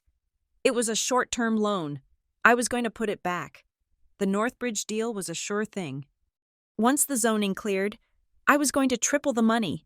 I was doing it for you, for all of you. You did it for yourself, Walter said. Walter walked over to the car. He ran his hand along the hood. He looked at Mark with an expression I had never seen before. It wasn't anger. It was total, devastating disappointment. You used my name, Walter said softly. You used my trust. And when I tried to give something to your daughter, you tried to take that too. I needed the liquidity, Mark pleaded. He looked desperate now, sweat beading on his forehead. Dad, they are going to sue me. They are going to take the house. I just needed the car as collateral for a few months. I was going to give it back. I swear. You were never going to give it back, I said. Just like you never paid back the restaurant loan. Just like you never put back the emergency money. Diane sank onto the bumper of the Mercedes. She put her face in her hands. "Oh my God," she sobbed. "We are broke. We are actually broke." Mark looked at me. "Leah, please, give me the papers. We can shred them. We can say you found the car. And we can work out a payment plan. I can fix this. I just need time." I looked at the papers. They were evidence of embezzlement, elder abuse, fraud. "I am not giving them to you," I said. "I am keeping them, and I am keeping the car." "You can't," Mark said. "The title is in the LLC, and the LLC is a fraudulent shell used to launder stolen assets," I said. "I ran the search. Mark, I know about Sea-Watch. I know about the lawsuit. If you try to stop me from taking this car, I will hand this entire folder to the Northbridge attorneys. I think they would be very interested to know where their loan payments actually came from." Mark flinched as if I had slapped him. The fight went out of him. He slumped against the wall, looking suddenly old and small. He wasn't the master of the universe anymore. He was just a man in a storage unit who had run out of lies. "Take the car," he whispered. "I intend to," I said. I turned to Walter. "Do you have the spare key?" "I do," Walter said. He reached into his pocket and pulled out a key fob. He handed it to me. "Diane," I said. "Get up." Diane stood up, wiping her eyes. She looked at her brother with horror. "Get in the car, Grandpa," I said. Walter opened the passenger door. He sat in the tan leather seat. He looked right. He looked like he belonged there. I got into the driver's seat. The smell of new leather hit me. I adjusted the mirror. I pressed the start button. The engine purred to life, a low, powerful rumble that filled the unit. I put it in reverse. "Move, Mark," I said through the open window. Mark stepped aside. He didn't look up. I backed the Mercedes out of the unit, turning the wheel smoothly. I shifted into drive. I drove down the long concrete hallway, past Mr. Henderson's office, past the open gate, and out into the gray light of the day. I looked over at Walter. He was smiling, a real smile. "Nice car," he said. "Nice car," I agreed. But as I merged onto the highway, watching the storage facility disappear in the rearview mirror, I didn't feel triumphant. I felt a heavy, aching grief. I had my grandfather, I had the car, but I had lost my father, and I knew, with a terrible certainty, that this wasn't the end. Men like Mark Parker didn't just give up.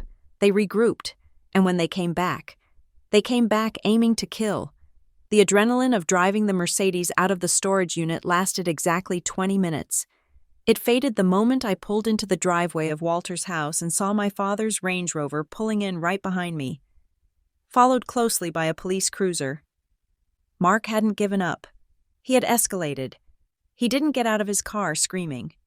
He simply rolled down his window and told the officer that his elderly father, who suffered from confusion, had taken a vehicle belonging to the family company without authorization, and that his daughter, who was emotionally distressed, was driving it. He showed the officer the registration on his phone. Sea-Watch Consulting Group, LLC. The officer was polite but firm. The car belonged to the LLC. Unless I had a bill of sale or a rental agreement, I was technically in possession of stolen property. I had a choice in that moment. I could get arrested, which would tie me up in booking for 24 hours and leave Walter vulnerable to Mark's care, or I could surrender the vehicle back to the secure location until the legal title dispute was settled. I looked at Walter. He was trembling, not from fear, but from the cold rage of seeing his son use the law as a weapon. "Let them take it back to the unit. Leah," Walter had said, his voice steel. "We know where it is. We have the access code now. Let's fight this with paper, not handcuffs." So we watched the tow truck take the Mercedes back to Bayshore Storage that same afternoon. I felt sick, but I told myself we had won the battle of access. I was the authorized agent now. Mark was locked out, or so I thought.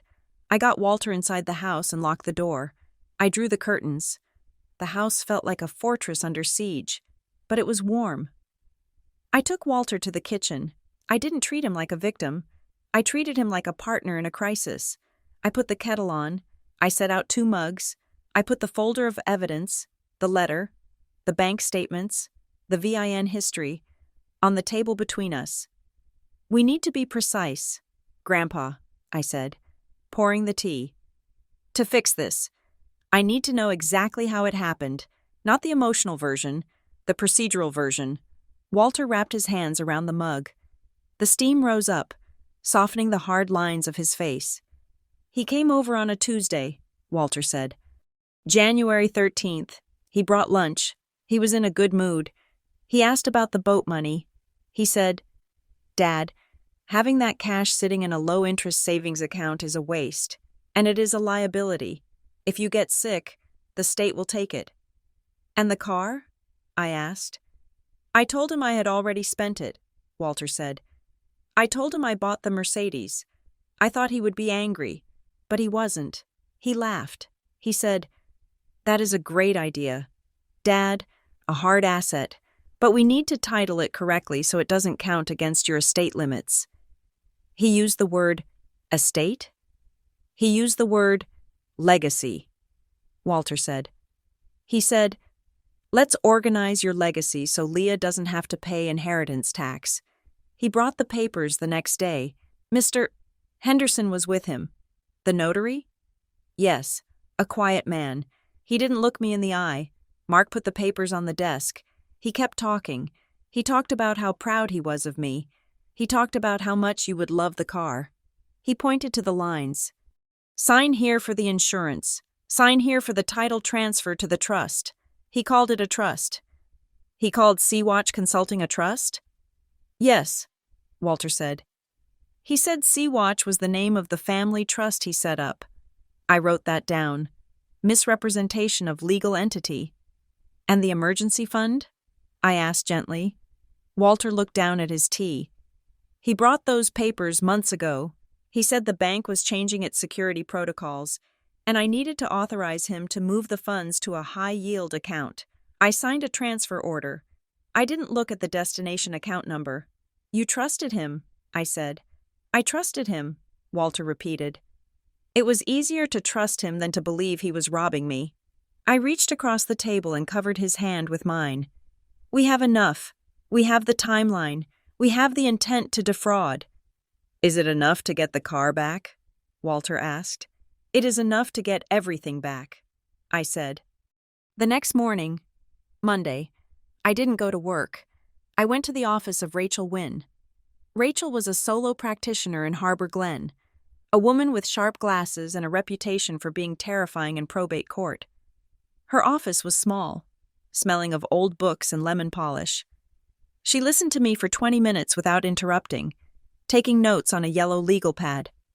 When I finished, she took off her glasses and rubbed the bridge of her nose. "It is a classic case of undue influence," Rachel said, "but Mark has been clever.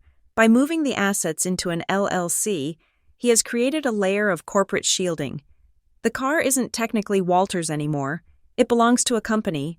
To get it back, we have to pierce the corporate veil and prove the transfer itself was fraudulent."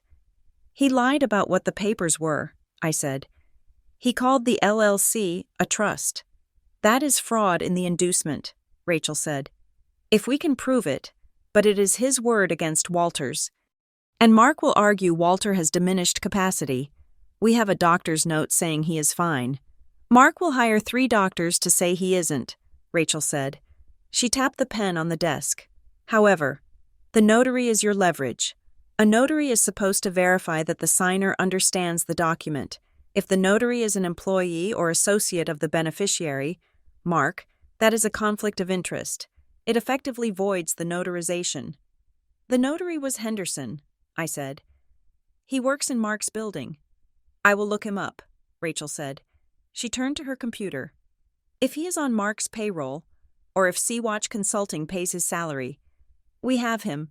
I can file a formal complaint with the Secretary of the Commonwealth to revoke his commission. That puts pressure on the validity of the title transfer." "What about the money?" I asked. "The $70,000. That is clearer, Rachel said. If the money went to pay Mark's business debts, that is conversion of funds. Breach of fiduciary duty, we can file a civil suit. But Leah, she looked at me sympathetically. Litigation is slow, and it is expensive, and it burns families to the ground. The family is already burning, I said. I just want to save the person inside the house. Rachel nodded. Okay, I will draft a demand letter. We will demand a full accounting of the emergency fund and the immediate return of the vehicle title. We will attach the evidence of the debts to Northbridge Capital to show motive. That should scare him. I left her office feeling lighter. I had a plan. I had a lawyer. I spent the afternoon filing reports. I went to the Elder Protective Services Agency and filed a report of financial exploitation. I went to the bank and flagged the joint accounts for suspicious activity. I was methodical. I was a project coordinator managing the project of my father's destruction. At 4 o'clock, my phone rang. It was Kelsey. I almost didn't answer. But I needed to know where she stood. Leah? Her voice was wet, thick with crying. I am here, Kelsey. I am so sorry, she sobbed. I didn't know about the money. I swear to God, I didn't know he took the hospital money. But you knew about the car, I said. He told me it was temporary, Kelsey cried. He sat me down in his office. He was crying. Leah, my dad never cries. He said he was in a hole, and he just needed to show some assets on his balance sheet for 90 days to get a refinancing loan. He said if he didn't do it, we would lose the house. He said he would lose my tuition money. So he made you an accomplice, I said. Diane told me I was saving the family, Kelsey said. She said, your grandfather won't miss the car, but your father will miss his life if we don't help him. They made me feel like if I didn't sign, I was the one destroying everything. That is how they work, I said. They make you responsible for their mess. I can't testify, Leah, she whispered. Please don't make me testify against him. He is my dad. He used you, I said. He put your name on a fraudulent document. If this goes to court, you are already involved. I know, she wailed. I am scared. He is walking around the house screaming into his phone. He is talking about liquidating inventory. Leah, he is going to sell everything. My blood ran cold. Liquidating inventory. Does he still have access to the storage unit? I asked. I don't know, Kelsey said. He left an hour ago. He took the trailer. The trailer? Mark owned a flatbed trailer for his consulting logistics. I have to go, I said. I hung up. I called Bayshore Storage immediately. This is Leah Parker, I said when the desk clerk answered. I am the authorized agent for Unit 412. I need to confirm that my access code is the only active one. One moment, the clerk said. The hold music played. It was an upbeat jazz tune that sounded like mockery. Ms. Parker? The clerk returned. Yes, I see the change request form from yesterday. However what? It looks like the system update was queued for the overnight batch processing, the clerk said. Our policy states that agent changes take 24 hours to fully propagate to the gate security system unless an emergency override is keyed by the regional manager. Mr. Henderson didn't key the override? Mr. Henderson called in sick today. The clerk said. My stomach dropped. Check the access log. Has anyone entered the unit today? Let me see. Yes. Gate code access at 4:15 p.m. User ID, Mark Parker. He is there now? The exit log shows he clocked out at 4:45 p.m., the clerk said. Did he take anything? I screamed. Do you have cameras? I can't view the cameras from this terminal, the clerk said. But the exit weight sensor was triggered. Heavy load. He had taken it. He had exploited a 24-hour software lag and a sympathetic or bribed manager to steal the car back before I could lock him out. I drove to Bayshore. I knew it was too late, but I had to see. I punched in my code. It worked this time. I ran down the hallway. Unit 412 was empty. The tool chest was there. The photos were there, but the center of the room was a void of gray concrete. The Mercedes was gone. I stood in the empty space, the smell of rubber and exhaust still lingering in the air. I didn't scream. I didn't cry. I felt a cold, hard knot tighten in the center of my chest. He wasn't just hiding it now. He was moving it to sell it. Liquidating inventory, he was going to turn Walter's gift into cash to pay Northbridge. And once the car was sold to a third party, getting it back would be impossible. I went back to Walter's house. I had to tell him. But when I arrived, the dynamic had shifted. Diane's car was in the driveway. I walked in. Diane was in the living room, sitting on the sofa next to Walter. She was holding his hand. She looked up when I entered, her eyes red and puffy. "Leah," she said, her voice trembling with staged martyrdom. "Thank God you are here. We need to stop this madness. Where is the car?" "Diane?" I asked. "The car doesn't matter," Diane said. "Look at your grandfather. He is exhausted. You are dragging him through this war. And for what? A piece of metal? He is 80 years old. Leah, stress kills people his age. Do you want to be the reason he has a stroke?" She was pivoting. They couldn't deny the theft anymore, so they were weaponizing Walter's health. "I am not the one stressing him," I said. "Mark is the one who stole his property." "Mark is trying to save his business," Diane cried. "He made a mistake. Yes, he borrowed money he shouldn't have, but he is family. If he loses the business, he loses everything, and you are kicking him while he is down. You are choosing a car over peace." She turned to Walter, squeezing his hand. "Dad, tell her. Tell her you don't care about the car. Tell her you just want everyone to be happy. Tell her to drop the lawyer." Walter looked at Diane. He looked at her frantic, pleading face. He saw the manipulation. He saw how she was using his own fragility as a shield for her brother. Walter pulled his hand away. "I do not want peace," Walter said clearly.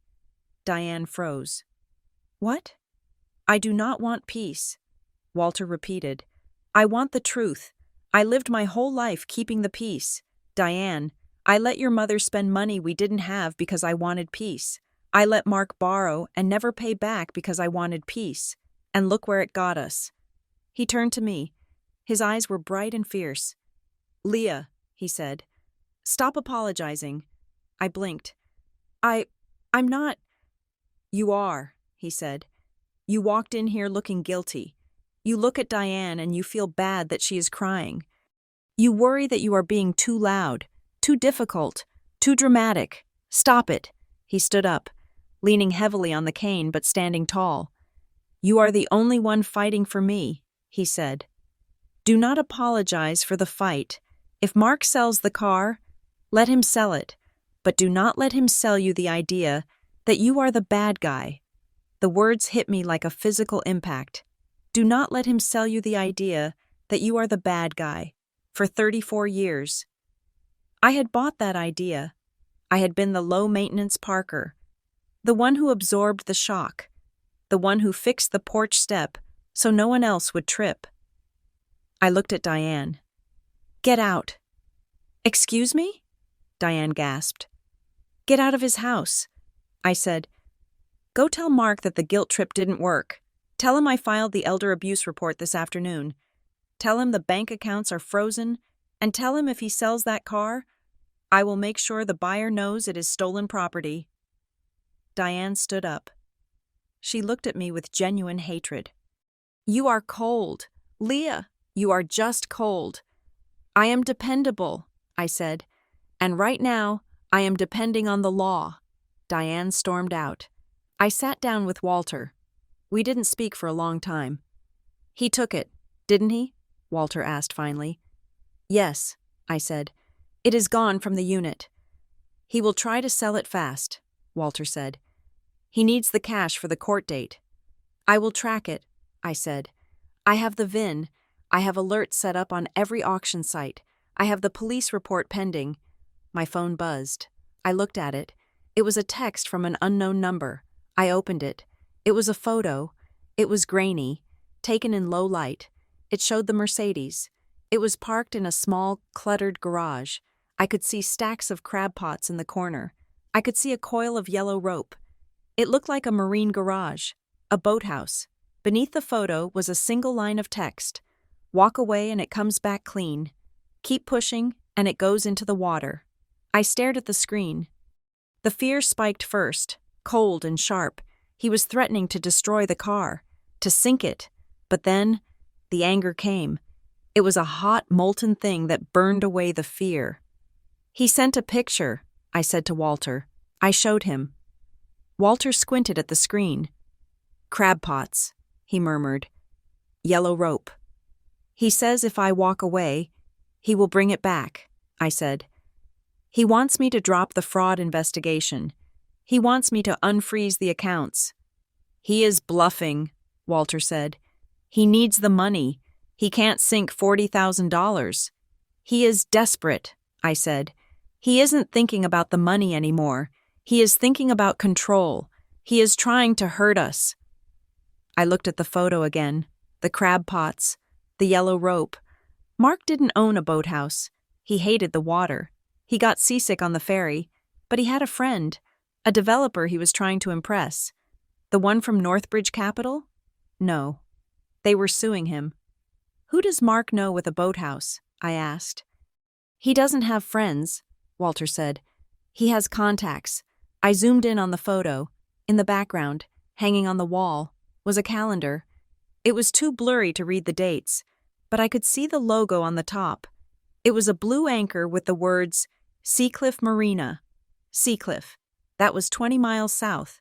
A small, private marina. I looked at Walter. I think I know where it is. Are we going? Walter asked.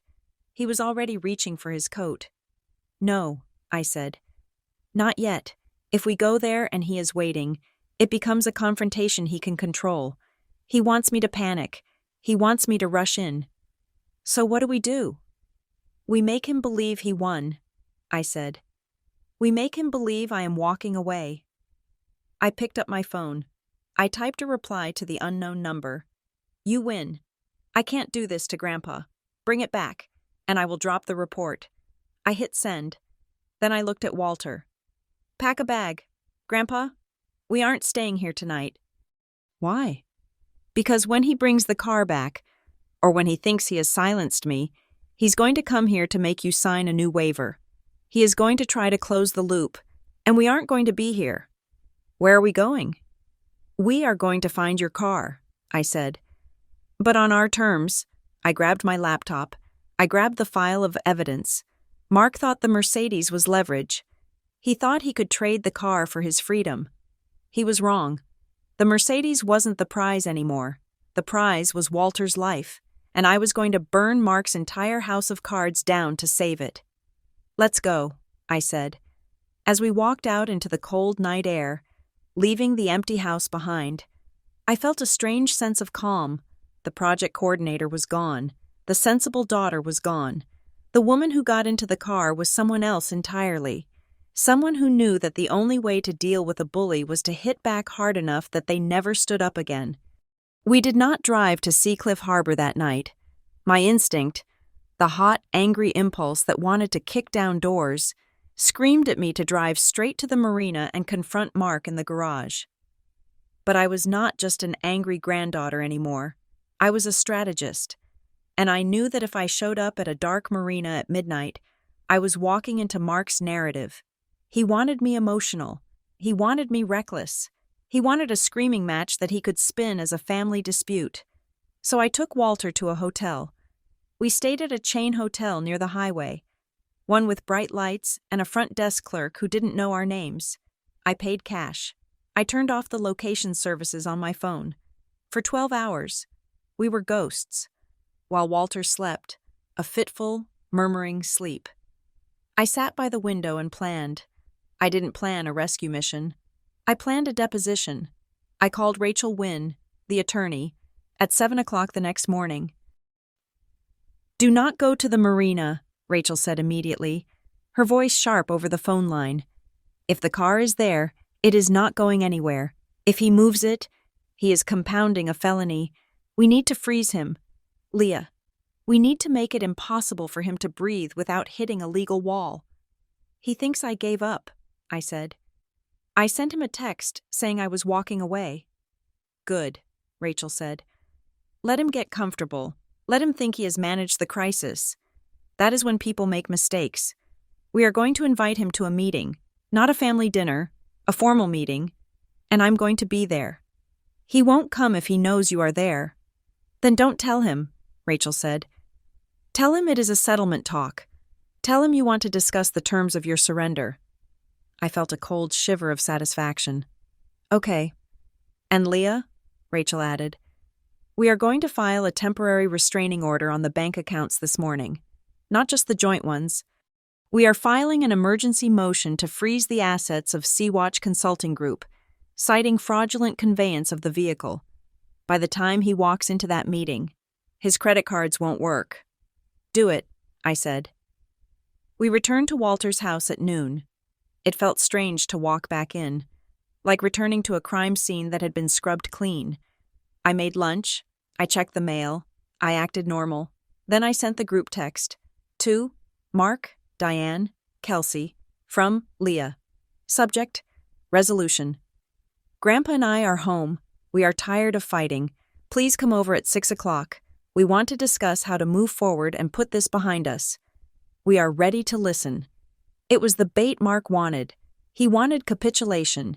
He wanted to be the benevolent patriarch who forgave us for our hysteria.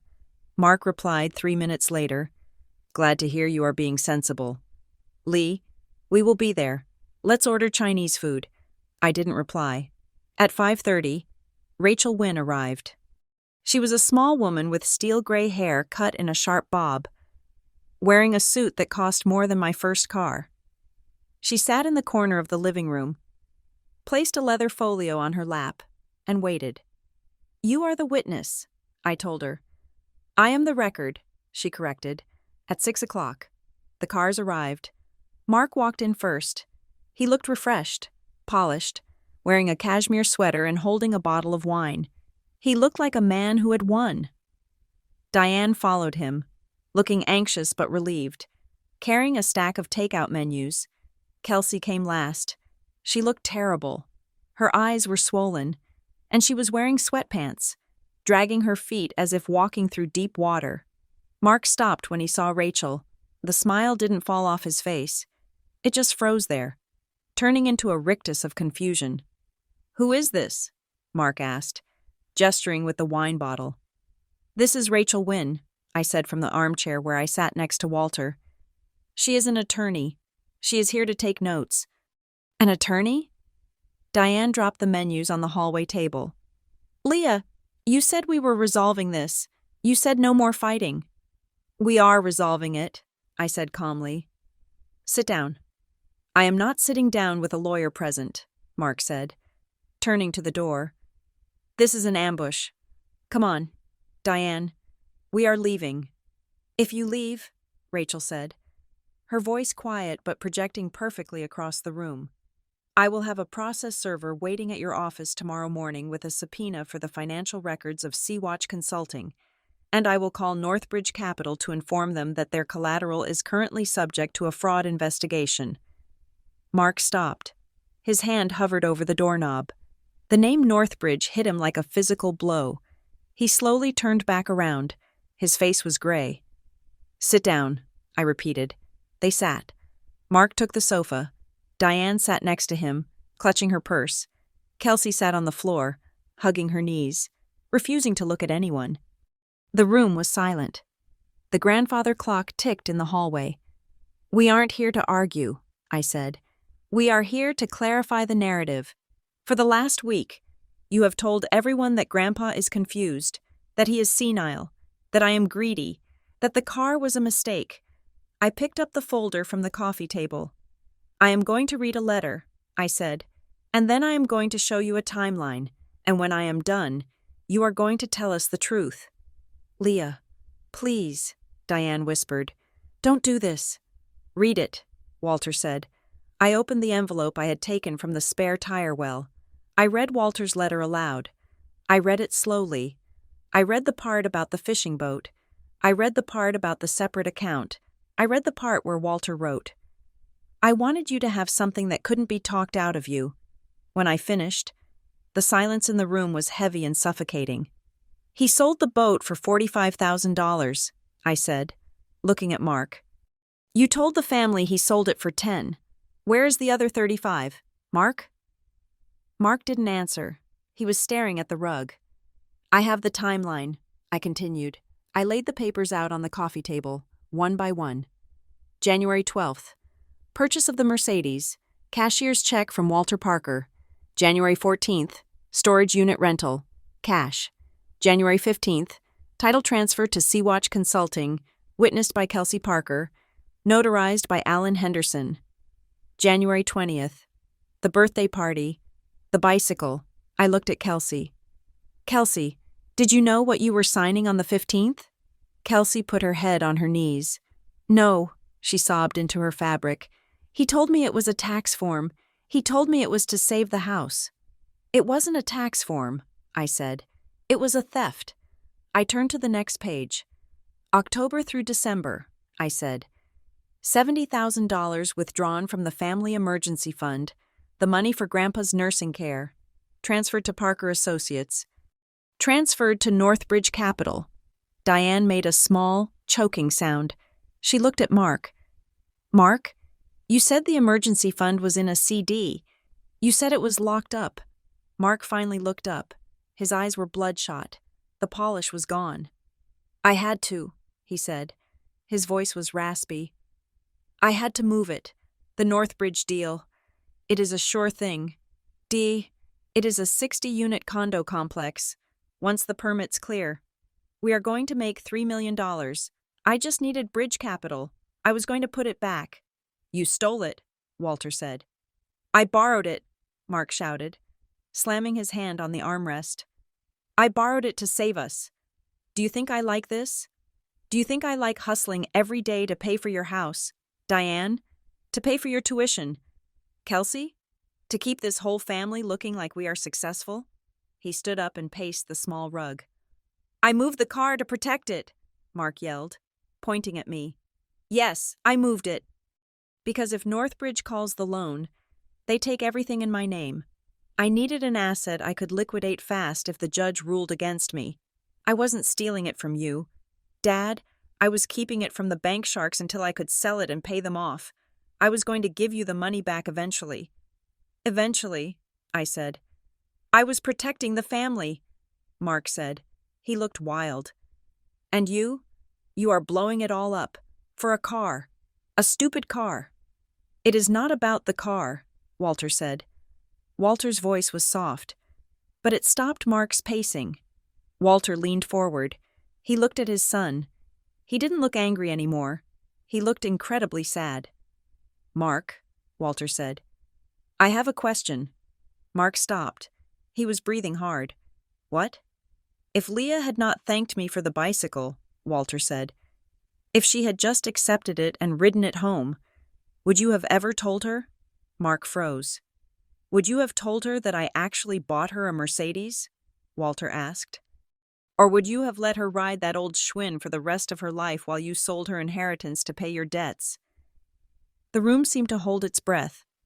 Diane watched Mark. Kelsey lifted her head and watched Mark. Rachel Wynne stopped writing and watched Mark. Mark opened his mouth. He closed it. He looked at me. He looked at the letter on the table. He couldn't say yes, because it was a lie. He couldn't say no, because it was a confession.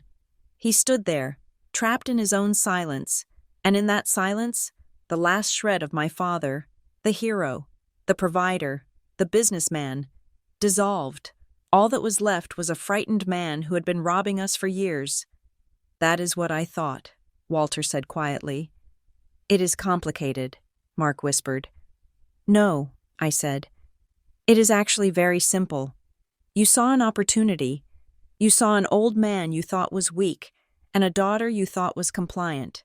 And you took a bet that we wouldn't notice." "I can fix it," Mark said. He looked at me, desperation creeping into his eyes. "Leah, I can fix it. The Northbridge lawsuit. I can settle it. But I need the car. I need to show them I have collateral. If you keep the car, they are going to freeze my accounts. They are going to foreclose on my house. They already froze your accounts. Rachel Wynne spoke up. Mark whipped his head around. What?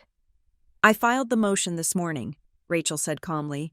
Sea-Watch Consulting is currently under a temporary restraining order pending an investigation into fraudulent conveyance. Your cards shouldn't work. Mr. Parker, your assets are locked. Mark stared at her. His face went white. He patted his pocket, checking for his wallet, as if the plastic inside had suddenly turned to ice. You killed me, Mark whispered. You actually killed me. You did it to yourself, Rachel said. Diane stood up. She was trembling. She walked over to the coffee table and looked at the papers. She looked at the bank statements showing the zero balance in the emergency fund. Mark, Diane said, is there any money left? Anywhere? Mark didn't answer. Diane looked at me. Her face hardened. She wasn't looking at me with affection. She was looking at me like I was a negotiator. Leah, Diane said, how much do you want?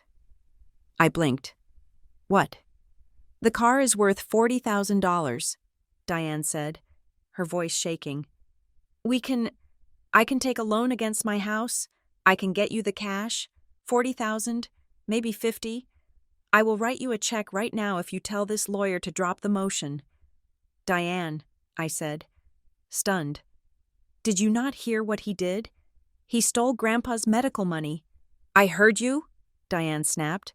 But he is my brother, and if he goes down, he takes all of us with him. My husband's business is linked to Mark's credit, Kelsey's tuition. Look, we can pay you. Just take the money. Leah, take the money and let us handle this internally. You want to buy me off? I asked. I want peace, Diane screamed. I want to go back to normal. Just take the $50,000 and give us the car back so Mark can fix this. It was a tempting offer. Not the money. I didn't care about the money. But the exit. I could take the check. I could walk away. I could let them sink back into their toxic, comfortable swamp of lies. I wouldn't have to be the villain anymore. I wouldn't have to watch my father look like a cornered animal. I could go back to being the low-maintenance cousin who just wanted everyone to get along. I looked at the bicycle key on the table. I looked at Walter. Walter wasn't looking at me. He was looking at his hands. He was waiting. He was letting me choose. I remembered what he said in the letter. I wanted you to have something that couldn't be talked out of you. He hadn't chosen a Mercedes because it was flashy. He chose it because it was heavy. A check could be torn up. Cash could be spent. But a car took up space. A car required a title. A car was a boundary made of steel and glass. He had given me the car to force me to hold the line. I stood up. No, I said. Diane blinked. What? No deal, I said. I don't want your money, Diane, and I don't want peace, if peace means letting him steal from Grandpa. Leah, be reasonable, Mark pleaded. You are destroying the family. The family is already destroyed, I said. You destroyed it when you decided Grandpa was just a resource to be mined. I am done negotiating with people who only become reasonable when they are cornered. I turned to Walter. Grandpa, are you done? Walter stood up. He looked at Mark one last time. I am done, Walter said. Then we are leaving, I said. You can't leave, Diane shouted. We haven't settled anything. We settled everything, I said. Rachel will handle the rest. I took Walter's arm. We walked past Mark, who was sitting with his head in his hands. We walked past Kelsey, who was still crying on the floor. We walked past Diane, who was staring at us with open-mouthed horror. We walked out of the house and into the cool night air. We got into my sedan. My hands were shaking as I put the key in the ignition. Are you okay? Walter asked. No, I said honestly. I feel terrible. Good, Walter said. That means you are still human. Mark stopped feeling terrible a long time ago. That is his problem. We sat there for a moment. The engine hummed. Where to? I asked. Back to the hotel? Walter looked out the window at the dark street. No, he said. Drive to Seacliff. I looked at him. The marina? Grandpa? Rachel said not to go. Mark might be there, or he might have moved it. He didn't move it, Walter said. He didn't have time, and he was here with us. The car is there. But why go now? Because, Walter said, I want to give you your present, properly. I drove south. The highway was empty. The ocean was a black void to our left, vast and breathing. Seacliff Harbor was a small, private marina nestled in a cove.